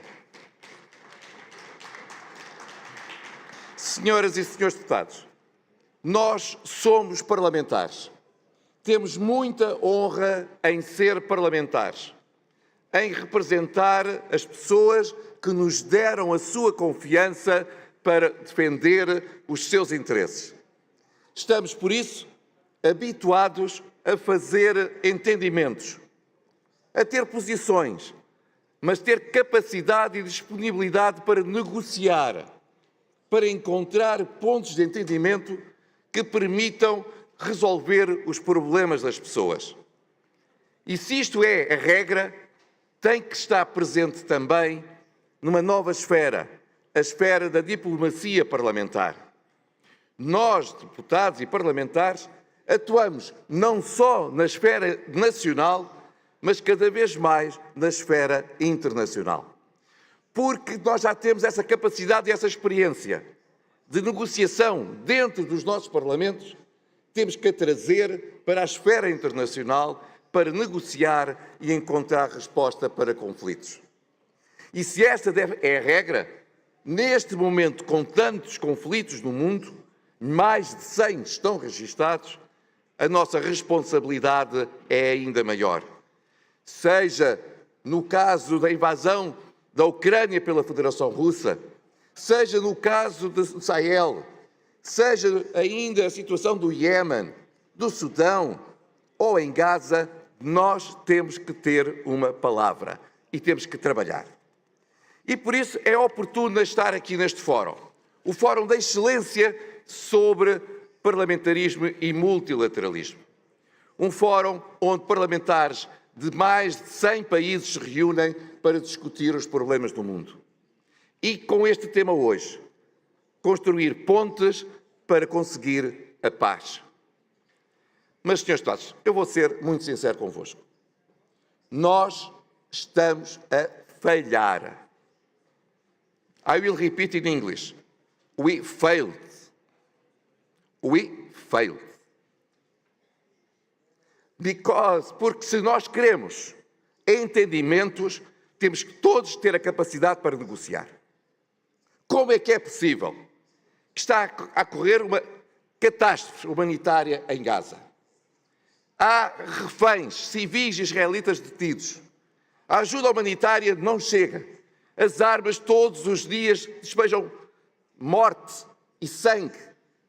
E nós encontramos aqui e não conseguimos nos entender para fazer um apelo à resolução desta situação? Em português há um ditado que diz: faz o que eu digo, não faz o que eu faço. É este mau exemplo que nós estamos a dar ao mundo. E isto é uma crise do multilateralismo. Nós já sabíamos que as Nações Unidas estavam em crise, que não se conseguem entender sobre nada. Parece que a União Interparlamentar vai no mesmo caminho. Reunimos-nos para discutir, mas não conseguimos concluir nada porque não estamos disponíveis para encontrar um entendimento. Senhor Presidente, senhoras e senhores deputados, os países de língua portuguesa reuniram-se e houve um consenso de muitas destas delegações, primeiro para mostrar a solidariedade ao povo russo e às autoridades russas por um ataque terrorista. Um ataque terrorista merece a condenação sempre. Se ele acontece em Lisboa, se ele acontecer em Paris, em Bali, em Moscou ou em Israel, merece ser condenado e nós condenamos os países de língua portuguesa aquele ataque. Mostramos ainda a solidariedade com o Parlamento da Guiné-Bissau, porque somos parlamentares e temos que mostrar solidariedade a todas as instituições parlamentares do mundo, neste caso, aquela que nos está próxima de um país de língua portuguesa. Mas nós tínhamos esperança que fôssemos mais longe nesta Assembleia e que fosse possível encontrar os tais pontos de entendimento que dizem que os parlamentares defendem a construção de pontes e de chegar a acordos. Não o fizemos, mas que tínhamos aprendido a lição para, daqui a 6 meses, em Genebra, o conseguirmos fazer. Se não, quem perde é o mundo que nós estamos aqui a representar. Muito obrigado.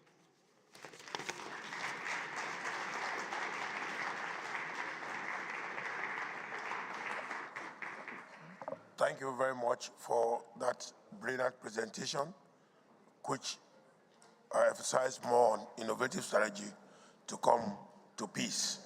And of course, the speaker also emphasized on humanitarian disaster that is causing human insecurity, particularly in the area concerned. We will now call on Mozambique to present the papers. Mozambique, please, you have the floor.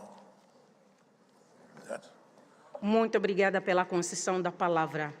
Sua Excelência, Presidente da União Interparlamentar, Suas Excelências, Presidente da 148ª Assembleia da União Interparlamentar, Suas Excelências, Presidentes dos Parlamentos aqui presentes, Senhoras e Senhores, é com particular honra que me dirijo a todos vós, presentes nesta nobre sala, por ocasião da realização da 148ª Assembleia Geral da nossa organização União Interparlamentar.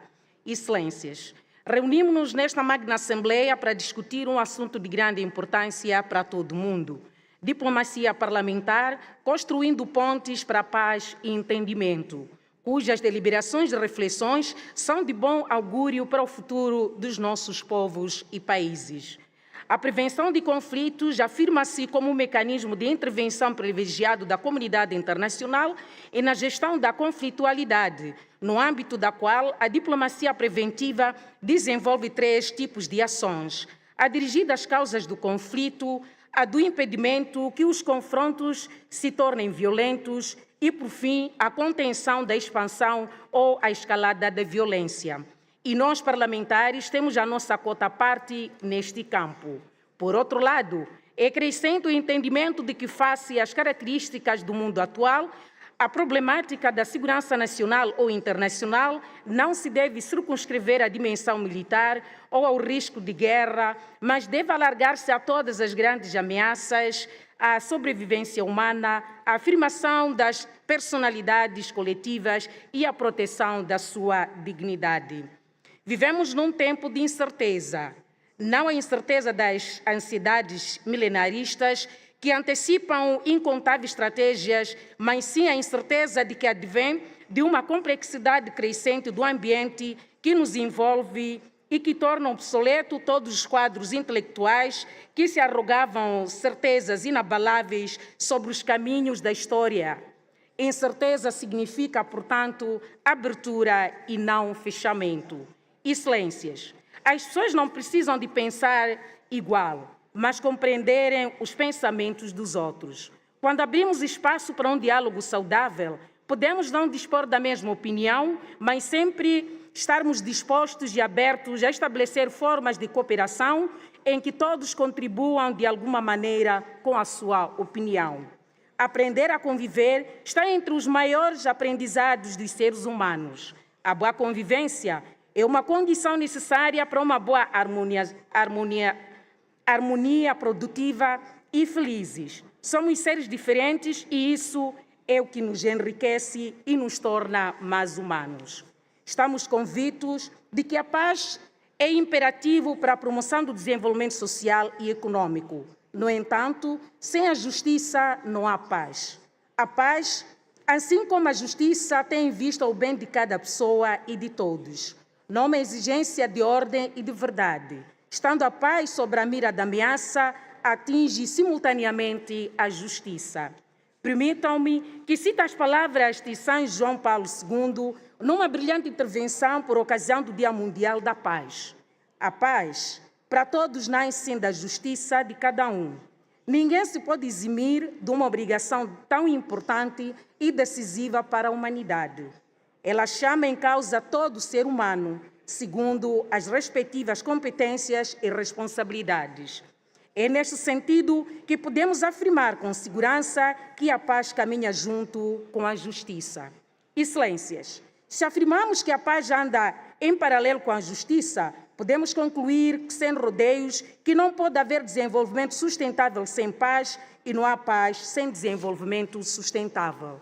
Senhoras e senhores, a Assembleia da República de Moçambique não está alheia ao papel crucial depositado a todos os órgãos legislativos na construção e manutenção da paz, bem como na garantia do bem-estar do povo, tendo o efeito aprovado algumas leis para o bem do nosso país. Excelências, permitam-me, antes de concluir a minha intervenção, partilhar convosco que Moçambique lançou, a 8 de dezembro de 2023, as celebrações dos 30 anos do Parlamento Multipartidário, um marco importante na história da nossa democracia que permite a convivência de todos os moçambicanos, independentemente da sua filiação político-partidário. Por terem me escutado, a vossa atenção, muito obrigada.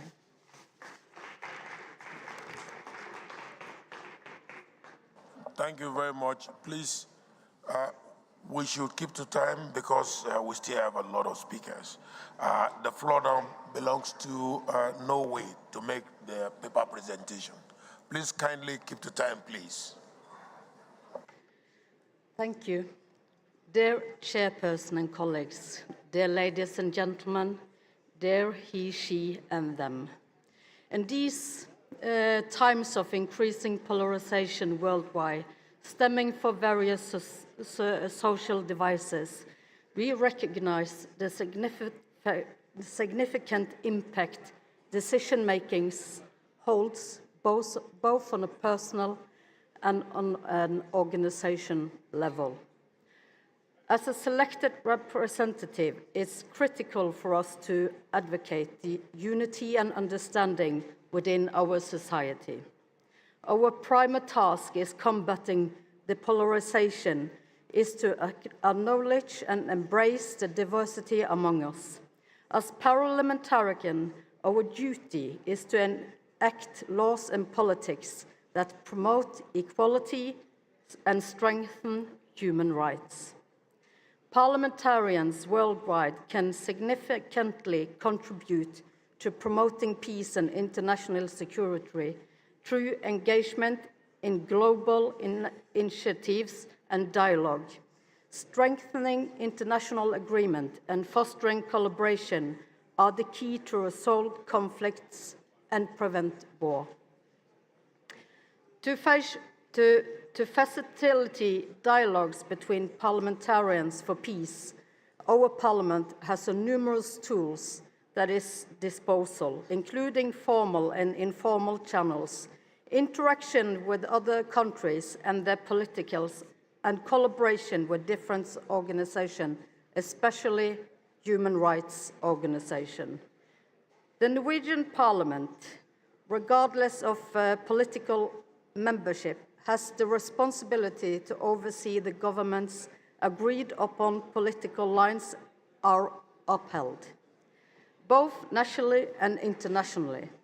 While maintaining a cooperative relationship with the government, we also ensure vigilant oversight to uphold laws, politics and international agreement with the commitment to promote equal peace and safety.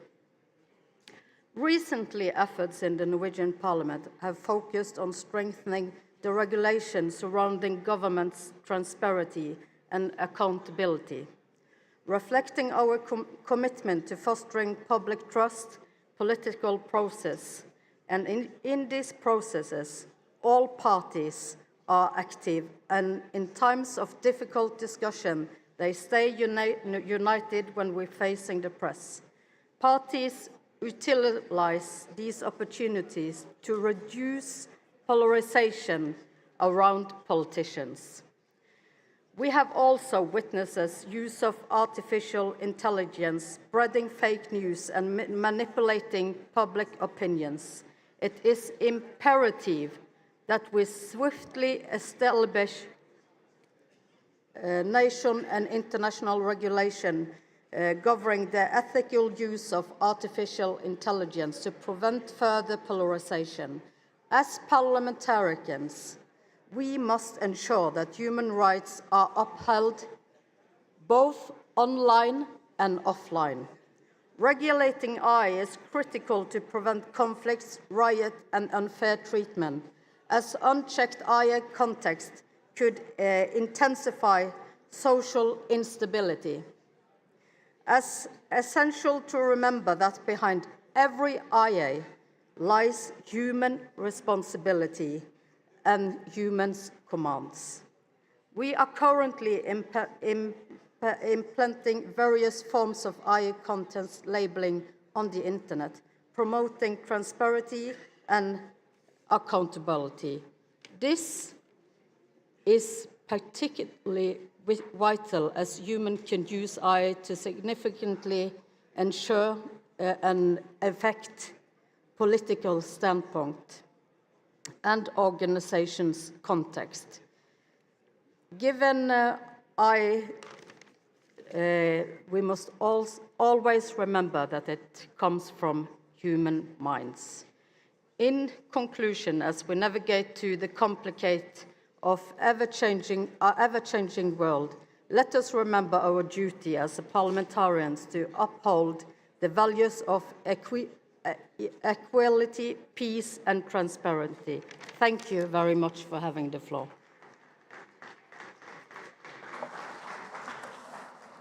Thank you very much, colleagues. We now call on Malawi to present the paper. Thank you. Malawi, please, you have the floor.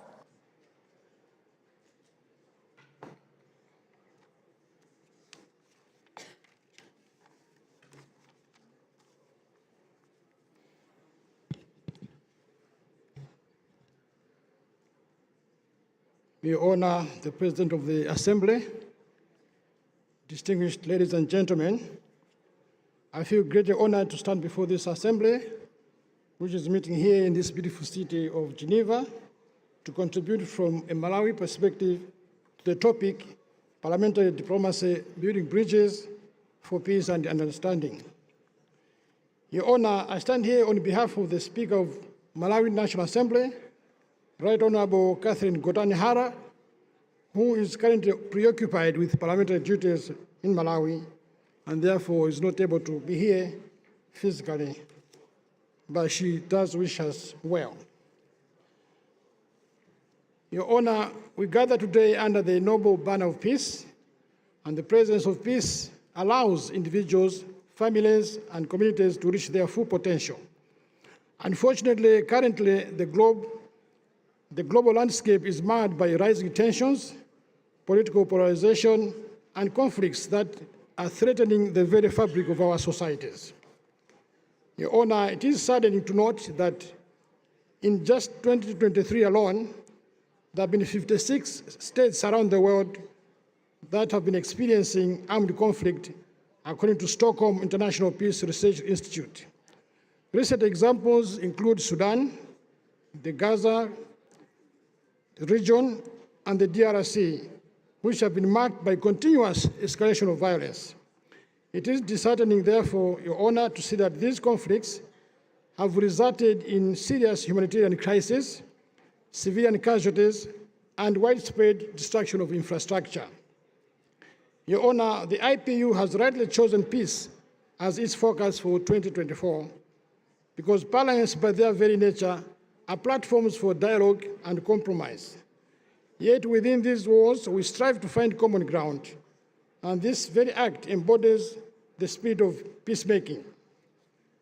Your Honor, respecting and protecting and promoting human rights and fundamental freedoms is essential to preventing violent conflicts and ensuring peace and security around the world. Parliaments play a crucial role in addressing polarization and corruption to promote peaceful coexistence through legislative, representative, and oversight roles. Parliaments can introduce and pass laws which promote unity, inclusivity, and social cohesion. This legislation could include anti-discrimination laws, hate speech regulations, and policies promoting diversity and tolerance. Your Honor, as Parliament of Malawi, we have a responsibility to address the root causes of conflict within our own borders. We know that inequality, discrimination, and a lack of economic opportunity breed resentment and instability. As one way of promoting peaceful coexistence, Parliament of Malawi has, in the last 4 decades, played a key role in promoting peaceful coexistence in our country. For example, in 2004, our Parliament played a crucial role in ensuring that constitutionality be adhered to by rejecting an illegal constitutional amendment bill. The bill had proposed an extension to a presidential term. Then in 2012, our Parliament helped to uphold constitutional order upon the demise of a sitting president in Malawi. And then in 2020, Your Honor, following a disputed presidential election in 2019, our Parliament played a key role in passing legislation that was needed to effect court decisions that eventually led to a presidential election in 2020. Our members of Parliament, Your Honor, also address polarization by actively engaging with their constituents to foster understanding and cooperation among diverse communities in Malawi. The members of Parliament do organize meetings, public forums, and community events to promote dialogue, address grievances, and build trust in our communities. In 2022, Your Honor, our Parliament passed a Peace and Unity Bill, which provides the legal basis for the establishment of institutions which are mandated to promote and protect peace and conflict prevention in Malawi. Your Honor, these examples I've cited do demonstrate that the Parliament of Malawi has been very actively involved in resolving political disputes in our country in a peaceful and democratic manner. As a result, Malawi is rated as one of the most peaceful and democratic countries in the world. Your Honor, Mr. President, parliaments can also help to ensure that gender perspectives in peace building, mediation, and dialogue are integrated in our laws and policies, which do support gender equality at the regional and international level through ratification of international protocols. For example, Malawi has ratified the Southern African Development Community Protocol on Gender and Development. We have also ratified the protocol to the African Charter on the Rights of Women in Africa. And lastly, we have ratified at international level, Malawi is a party to the Convention on the Elimination of All Forms of Discrimination against Women. Your Honor, Mr. President, the Parliament of Malawi has also, over the years, supported budgets that enable Malawi to participate in international peacebuilding missions. For example, as we speak, Malawi has deployed a peacekeeping mission in the DRC in Africa. Your Honor, Mr. President, Parliament of Malawi has several good practices in the exercise of parliamentary diplomacy which have contributed to the fostering of dialogue, cooperation, and collaboration with other countries and international organizations. Some of these Please include... kindly conclude, please, because of time. Thanks. Mr. President, in conclusion, therefore, let me emphasize on the need for parliamentarians to foster dialogue between communities and advocate for inclusive policies at the local, regional, and international levels. This can be achieved through legislative oversight and representative laws. By achieving this, parliamentarians can contribute to building a more inclusive, harmonious, and resilient society where conflicts are resolved through dialogue and cooperation. I thank you, Mr. President. Thank you. Thank you very much. Thank you. We now invite Republic of Korea to present the paper. Please kindly keep to time, please, because there are more speakers to come on floor. Thanks. Honorable Chair, dear colleagues, my name is Shin Hyun-young.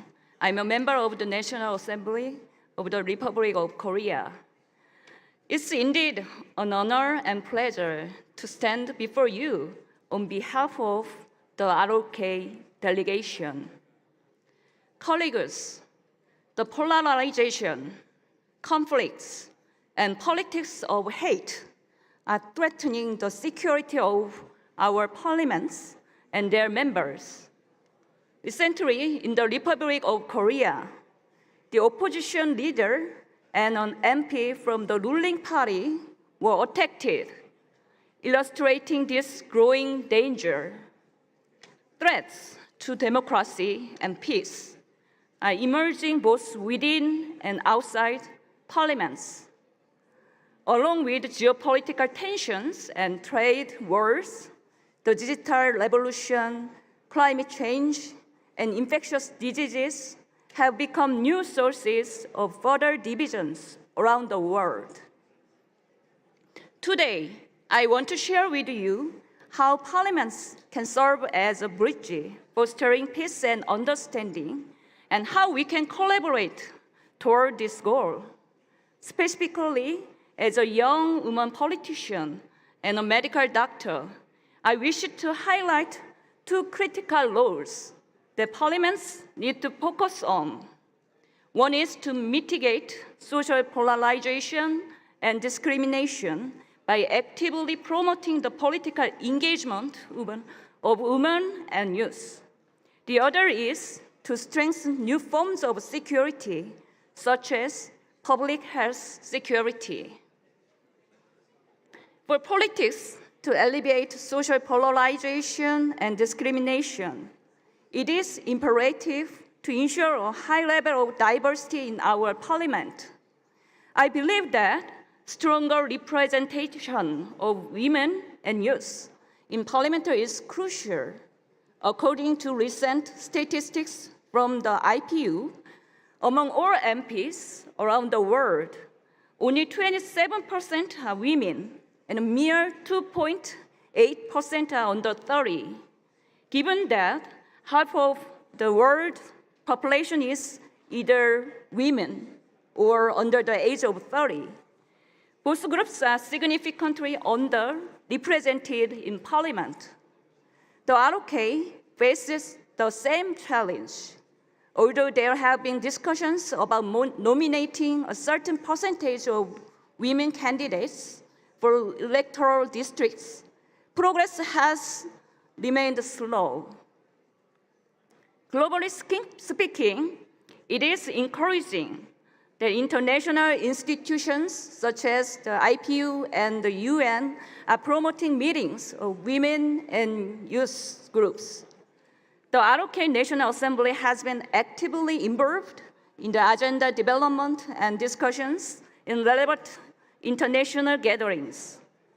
The increased political participation of women and youth not only empowers them, but also lays the solid foundation for democracy and peace. Next, I'd like to address the role of parliaments in shaping and developing new concepts of security.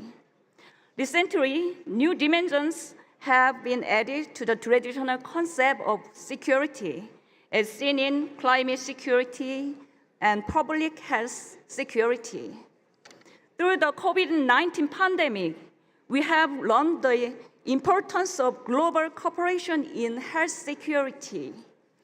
These new forms of security threats, whether they are health or climate crises, transcend national borders. The first impact the most vulnerable countries and communities, ultimately affecting us all. As a medical doctor, I have paid keen attention to how climate crisis affects global public health. The increase in natural disasters directly harms the human body and adversely affects food and housing stability as well as sanitary conditions. It has become evident that the climate crisis is also linked on increase in infectious diseases. Therefore, we now need to develop systemic responses based on comprehensive and specialized research, which requires international cooperation in raising funds and exchange human resources. Against this backdrop, it is also the role of parliaments to promote a common understanding of pressing global issues and build consensus on cooperation to address them. Direct communication among MPs from around the world can clarify the perspectives and positions of different countries. In this regard, the IPU General Assembly provides extraordinary opportunities for parliamentary solidarity as we exchange views on diverse areas, including politics, security, science and technology, health and climate. The ROK National Assembly remains committed to leading the effort to strengthen parliamentary diplomacy and cooperation within the IPU and other international parliamentary forums. Thank you for your attention.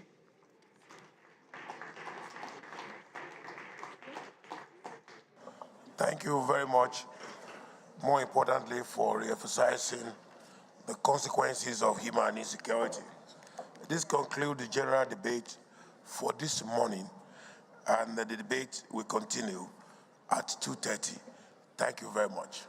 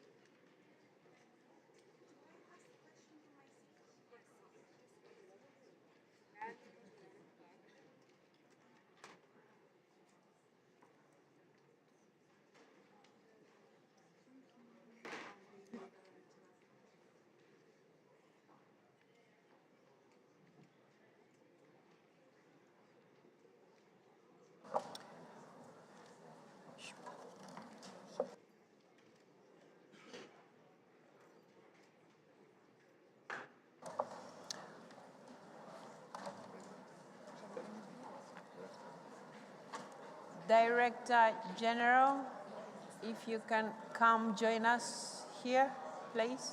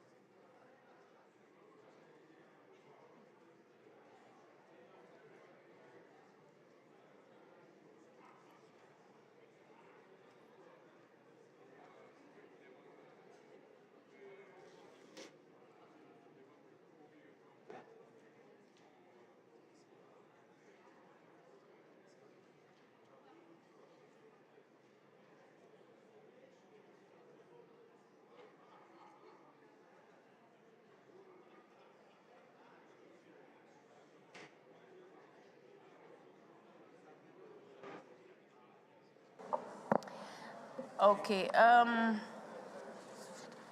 Colleagues, let me welcome you to this very special segment with Dr. Tedros Adhanom Ghebreyesus, who is the Director General of the World Health Organization. He is accompanied by his team here, as you can see. One of them is here and others on the other side. And incidentally, in his team, there is also the Director for Security Health Preparedness of the WHO, who happens to be Dr. Stella Chungong, the wife of our Secretary General. So she's there. This is the person who makes him work hard. So now I would like to recognize your presence, Mr. Director General, and it is a great pleasure for the IPU to have you amidst us.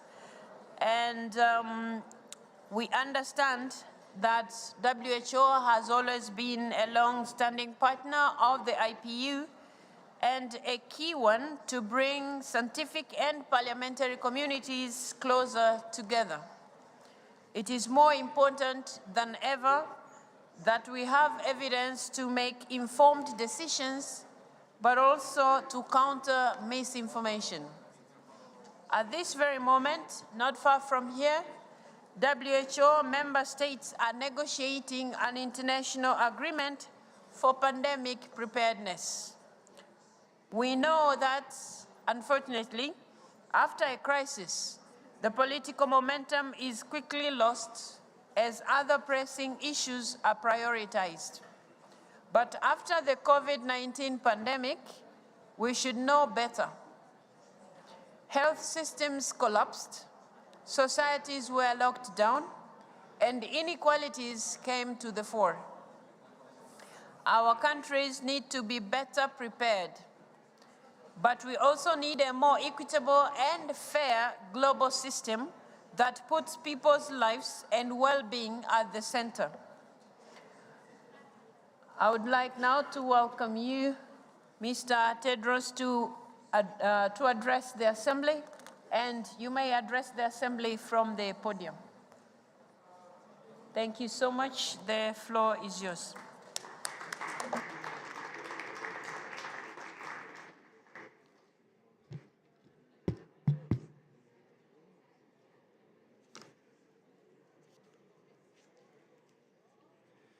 Thank you, Madam President. The Honorable Tulia Axon, President of the IPU, Secretary General Martin Chungong, Excellencies, Honorable Members of Parliament, dear colleagues and friends. It's an honor and pleasure to join you today.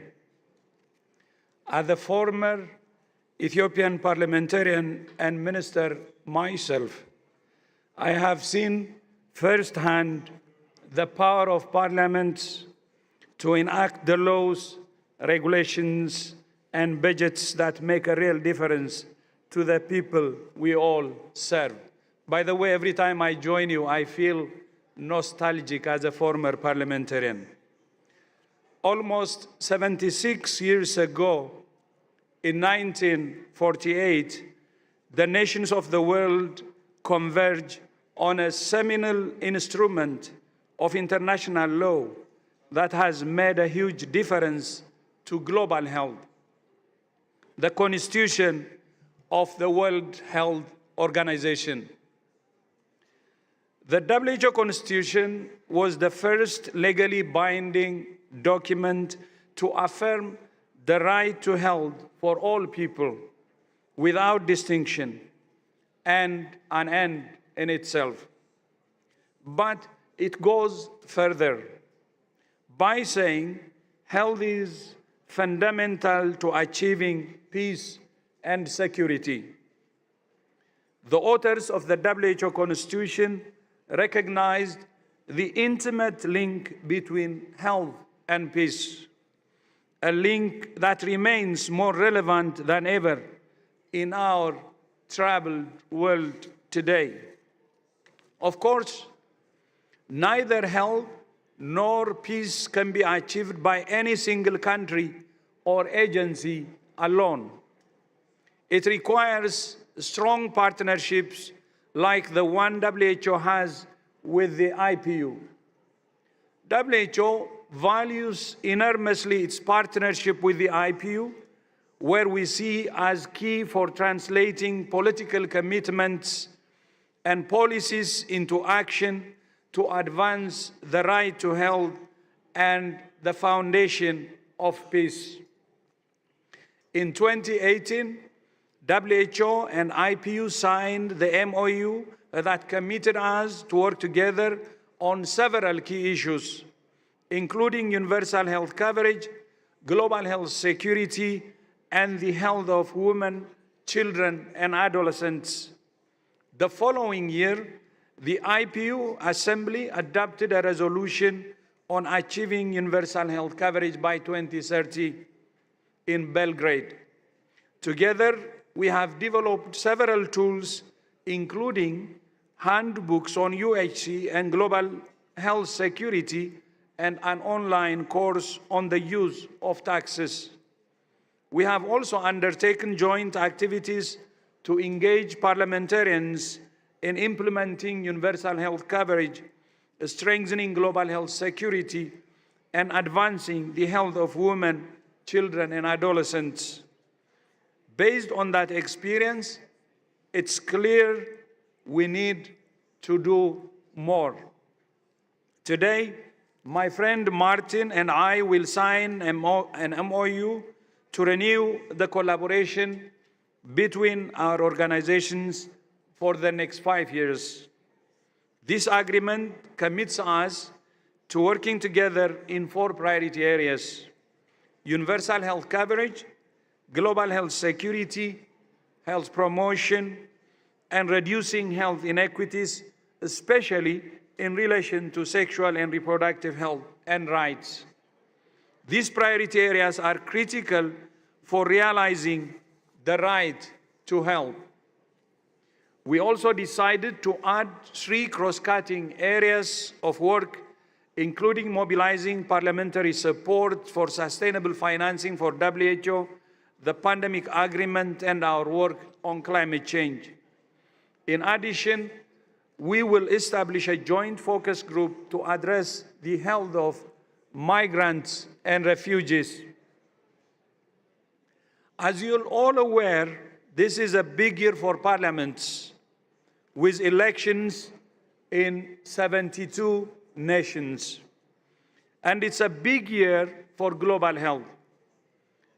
At the World Health Assembly, which starts in just 9 weeks' time, WHO member states are scheduled to consider legally binding agreement on pandemic prevention, preparedness, and response. But we cannot forget the painful lessons the pandemic taught us and the scars it left. More than 7 million people lost their lives to COVID-19. And those are just the reported deaths.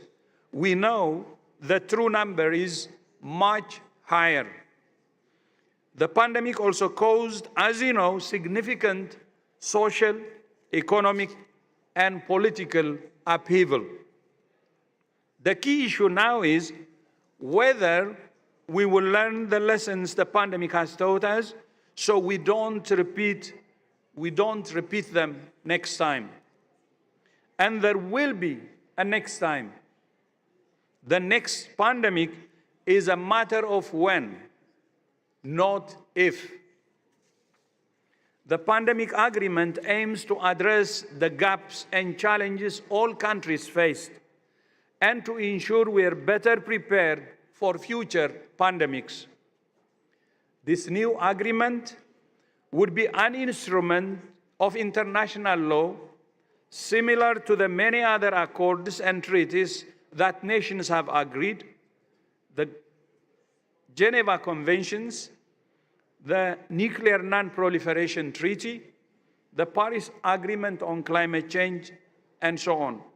However, there are currently two major obstacles to meeting that deadline of approving the pandemic agreement. The first is a group of issues on which countries have not yet reached consensus. They're making progress, but there are still areas of difference that need further negotiation.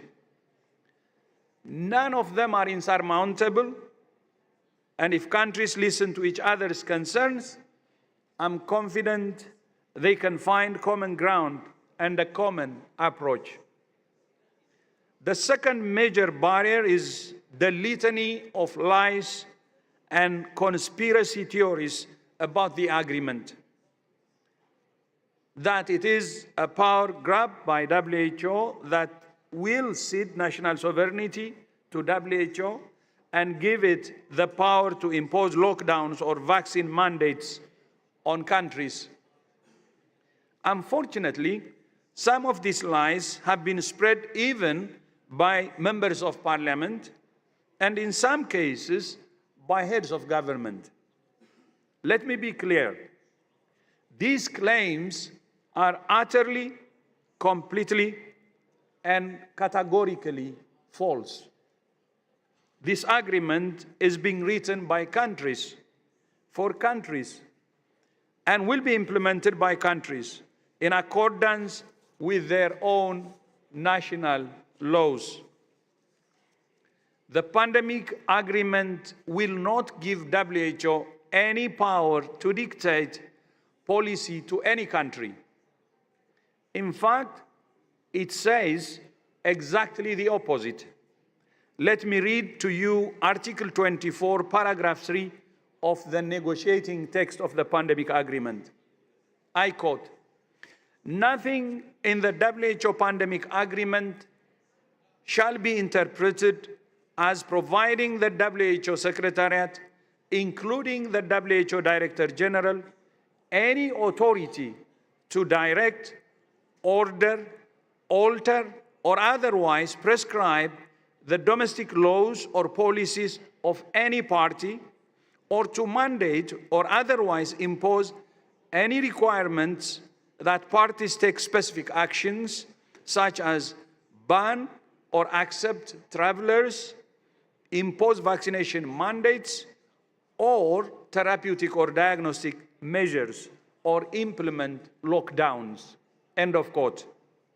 Colleagues, as a former parliamentarian, I find it difficult to understand how elected officials could mislead the people they're supposed to serve on this issue, either knowingly or unknowingly. If unknowingly, it's negligent not to be properly informed.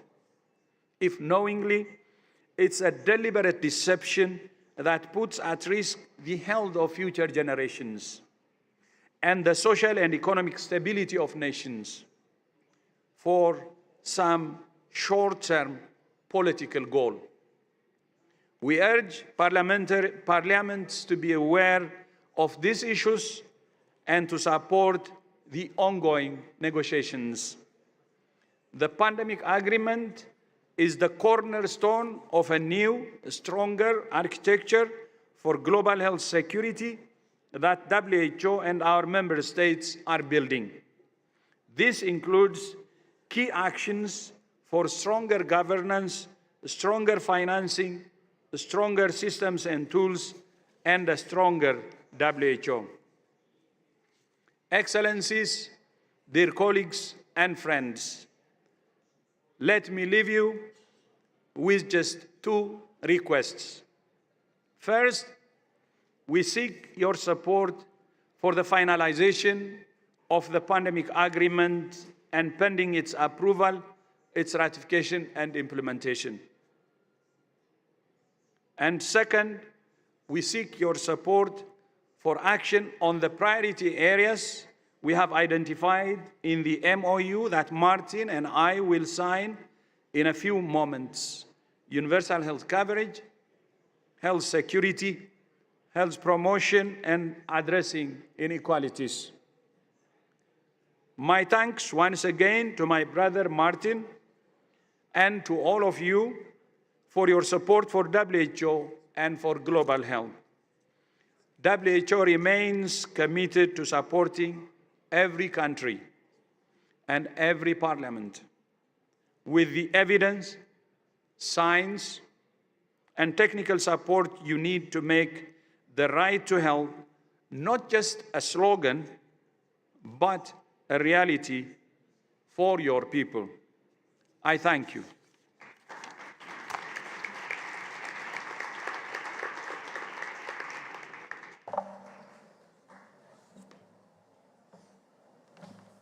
Thank you, Madam President. Thank you so much, Dr. Tedros, for those very powerful and very good insights for all the members to consider. Members, we don't have much time, but we have received a list of some countries that would like to take the floor, and they'll be given 1 minute each to address their questions to the Director General. Secretary General, do you want to go ahead? Yes, thank you. Thank you very much, Madam President. We have a number of MPs who have indicated that they would like to put questions to the Director General of WHO, and without further ado, I think we can call on the Chair of the Advisory Group on Health, the IPU Advisory Group on Health. She's somewhere here. Yeah, please. 1 minute.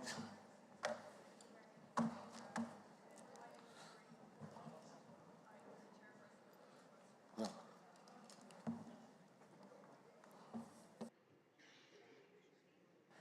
Can you press the button and wait? Okay, I think, is it red? It's green. Okay, now it's red. You can speak. We're working now.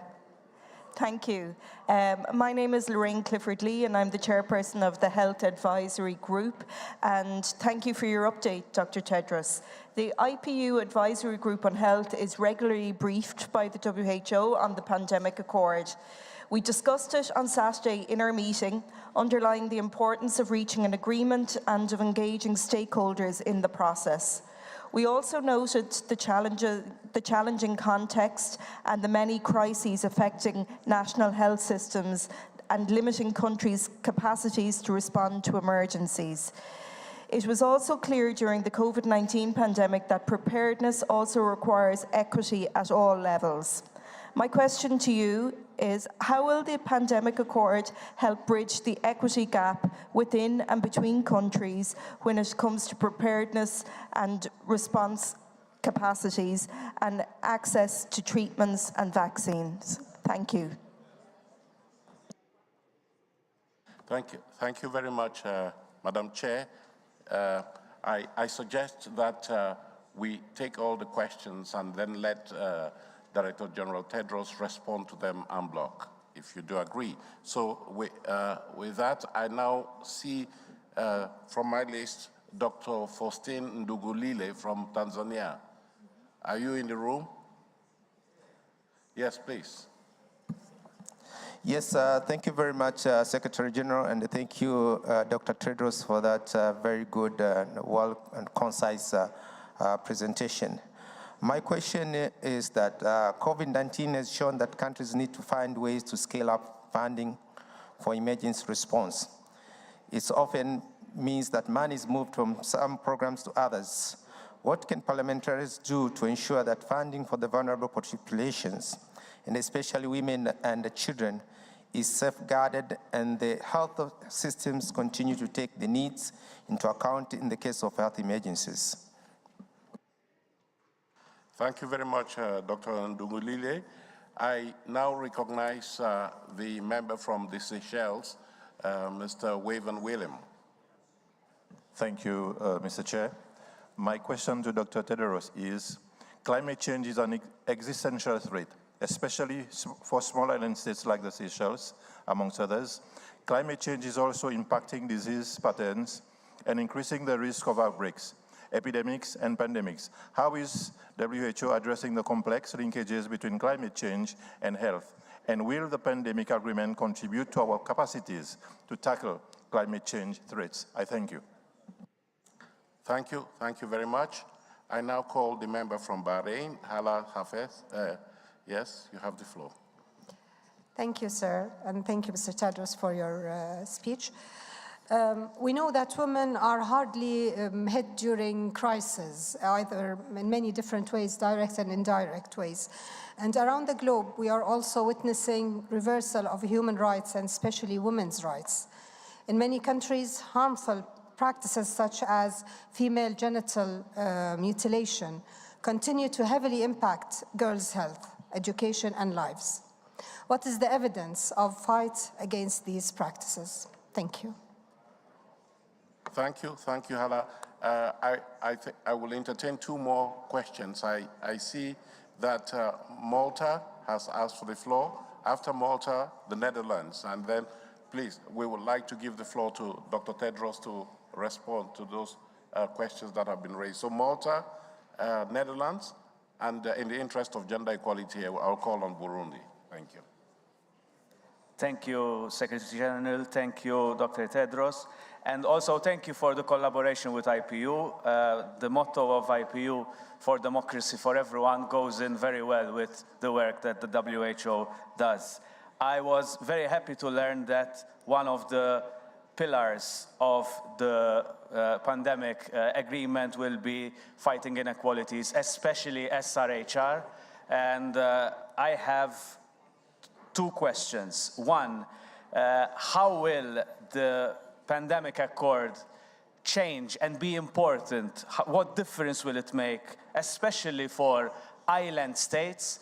Here at IPU, we have a number of island states. Obviously, Malta is one of them. So how important is it, maybe more than other countries, for island states to sign this pandemic agreement? Because of the economies of scale, we saw that during COVID, the vaccines arrived in Malta on the same day that they arrived in other EU member states because there was common procurement.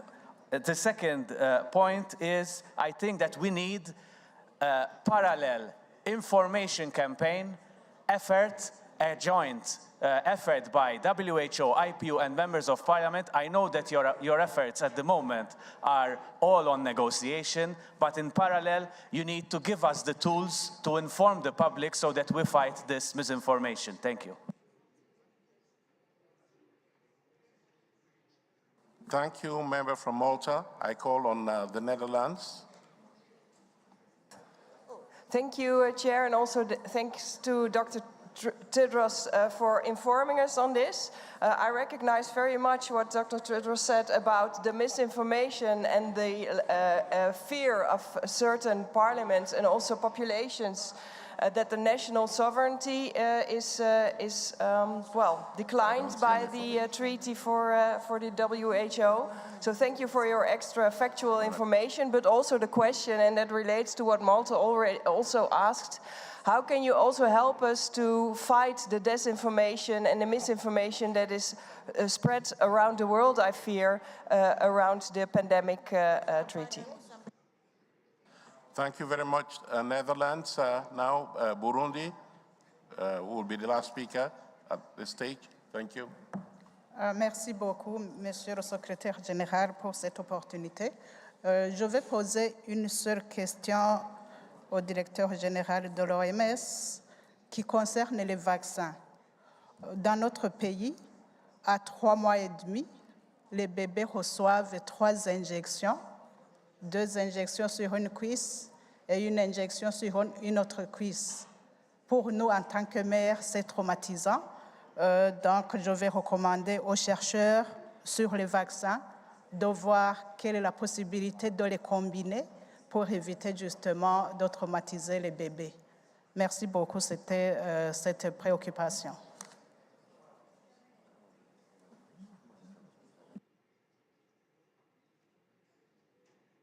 Thank you very much, Burundi. Merci. Merci, Madame la députée.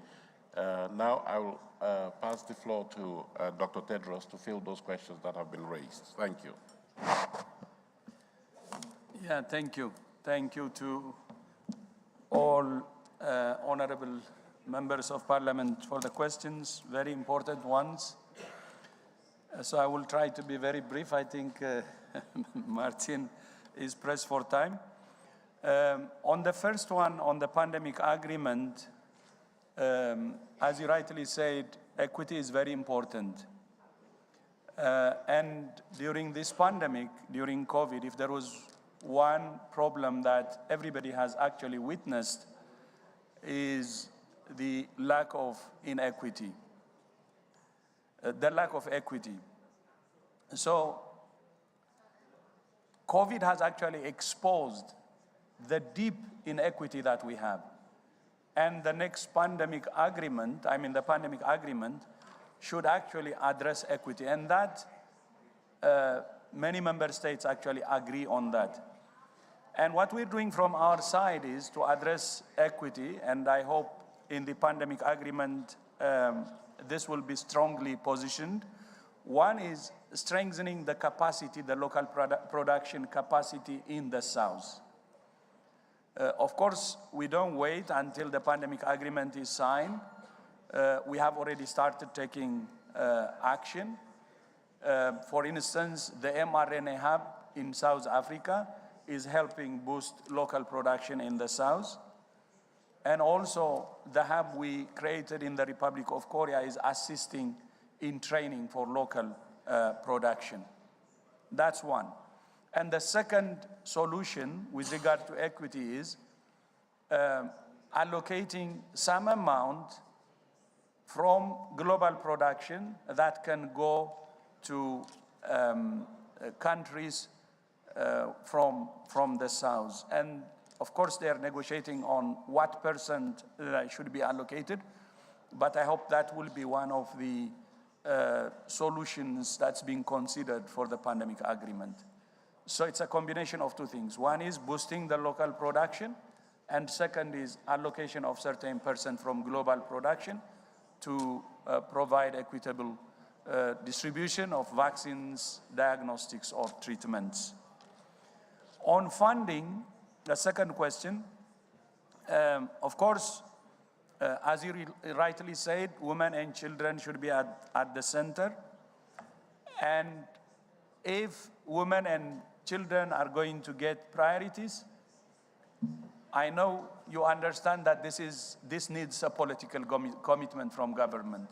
And this also includes you parliamentarians during allocation of funds to allocate special funds for women and children. I think doing it that way, as you rightly said, can safeguard women and children, identifying them as a priority. On climate change, and especially with regard to small island developing states, as you know, a climate crisis is a health crisis. And the climate change is already creating several health problems. Actually, the most compelling reason to understand that climate change is happening now is to understand its impact on health. As you know, asthma in children is increasing. As you know, cardiovascular disease is increasing due to climate change. And as you know, malaria and dengue are spreading in areas that have never been the case in the past. So the most compelling reason for climate change is actually in health. And that's why we had the successful climate and health COP28 in COP28, thanks to UAE, last December, and tried to increase the awareness of the link between climate and health. And we're we have several initiatives to address, especially with focus on SEEDS countries. As you know, the whole world is affected by climate change, but SEEDS countries are disproportionately affected. And on women and reversal of human rights, especially on female genital mutilation, as he rightly said, we're disappointed to see that some countries are even trying to reverse what they have decided in the past, the ban of female genital mutilation. But this again, I think, is in the hands of the parliament.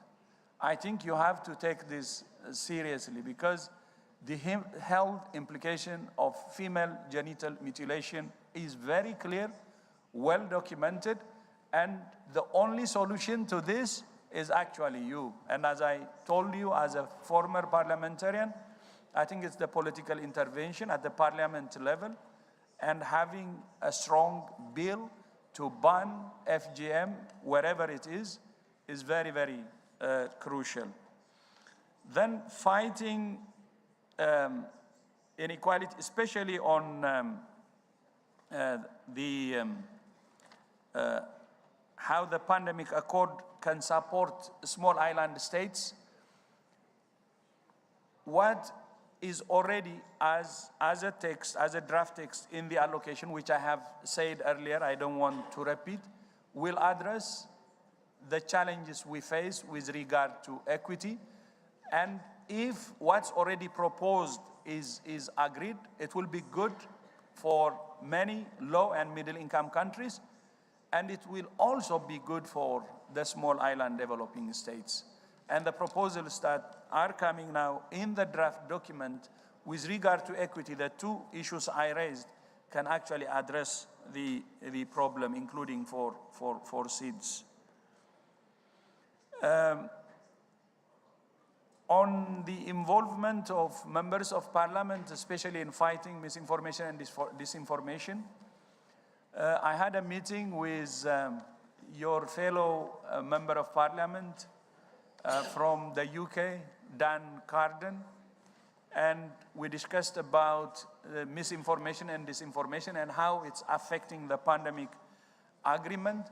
And he asked me exactly the same thing. How can we get the tools from you so that we can fight misinformation and disinformation wherever it is? And thank you so much for your commitment to that. I take the question as actually your expression of commitment to help in fighting misinformation and disinformation. And we will send you all the documents you need through IPU and other channels, so you have all the facts at hand and fight the misinformation and disinformation, so we can have the pandemic agreement on time by May 2024. Then on the vaccine shots, of course, as you know, the way we deliver vaccines differ based on the type of the vaccine. And as you rightly said, it could be difficult for mothers, especially seeing their children, especially having injectables. I think simplifying the delivery methods is important.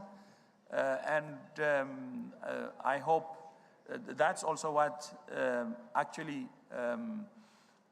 companies are doing to simplify the delivery methods, and we will take that as a recommendation. But I fully understand.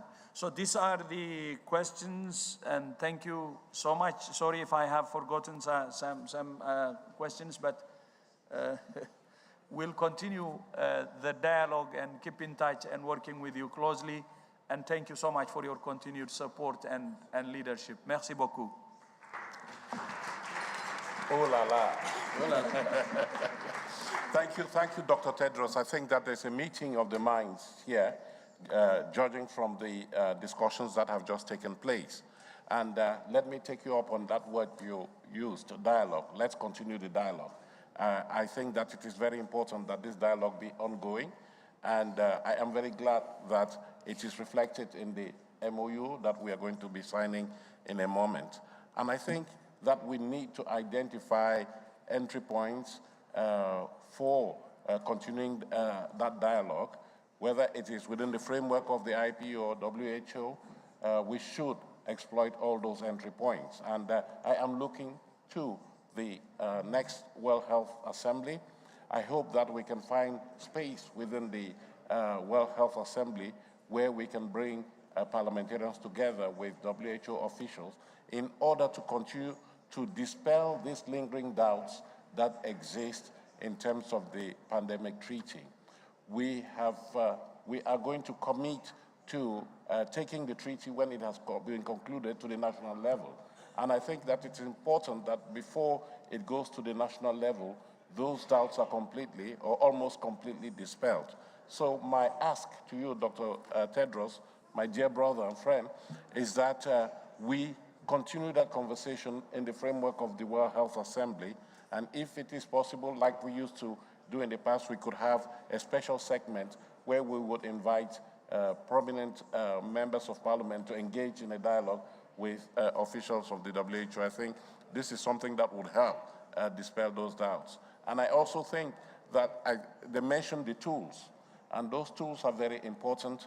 We need to design specific information materials that are targeted at Parliament so that they can have something that they can easily digest, and this will help dispel the doubts that are lingering here. So thank you very much, Dr. Tedros, for coming here. I hope that we can continue that dialogue, including in the context of the next World Health Assembly. So without further ado, maybe we go ahead now and sign that agreement. I'm still committed to signing the agreement with you. So we will sign it to certify our commitment to continue our work together.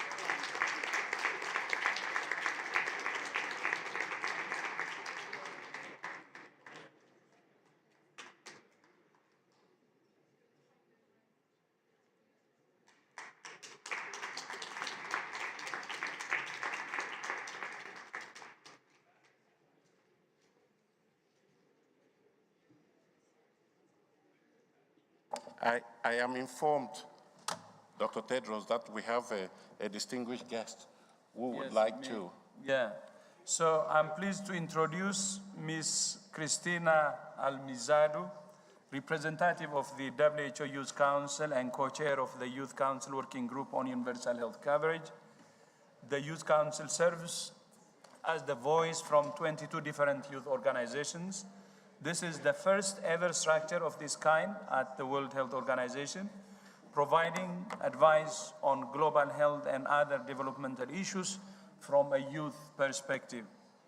The Youth Council health priorities are broad with a specific focus on maternal health, climate change, non-communicable diseases, universal health coverage, youth leading for health, and the pandemic agreement.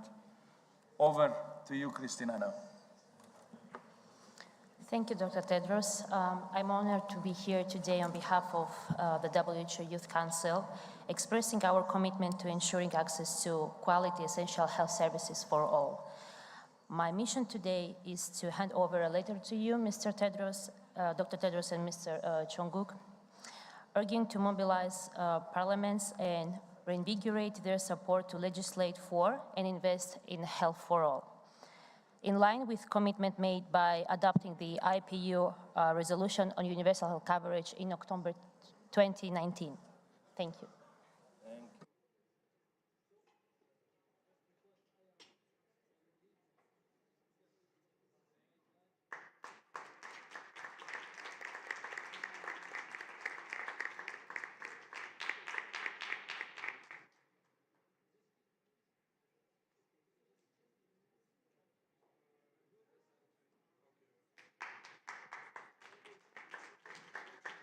We're done, right? So now you do your closing. Okay, thank you. Thank you very much. I think we've come to the end of this segment, and I just want to thank all of you for being patient with us. And I know you're hungry, and so we'll not hold you back here. Please have a good lunch, and we'll resume proceedings at 2:30 prompt. Bon appetit to all of you.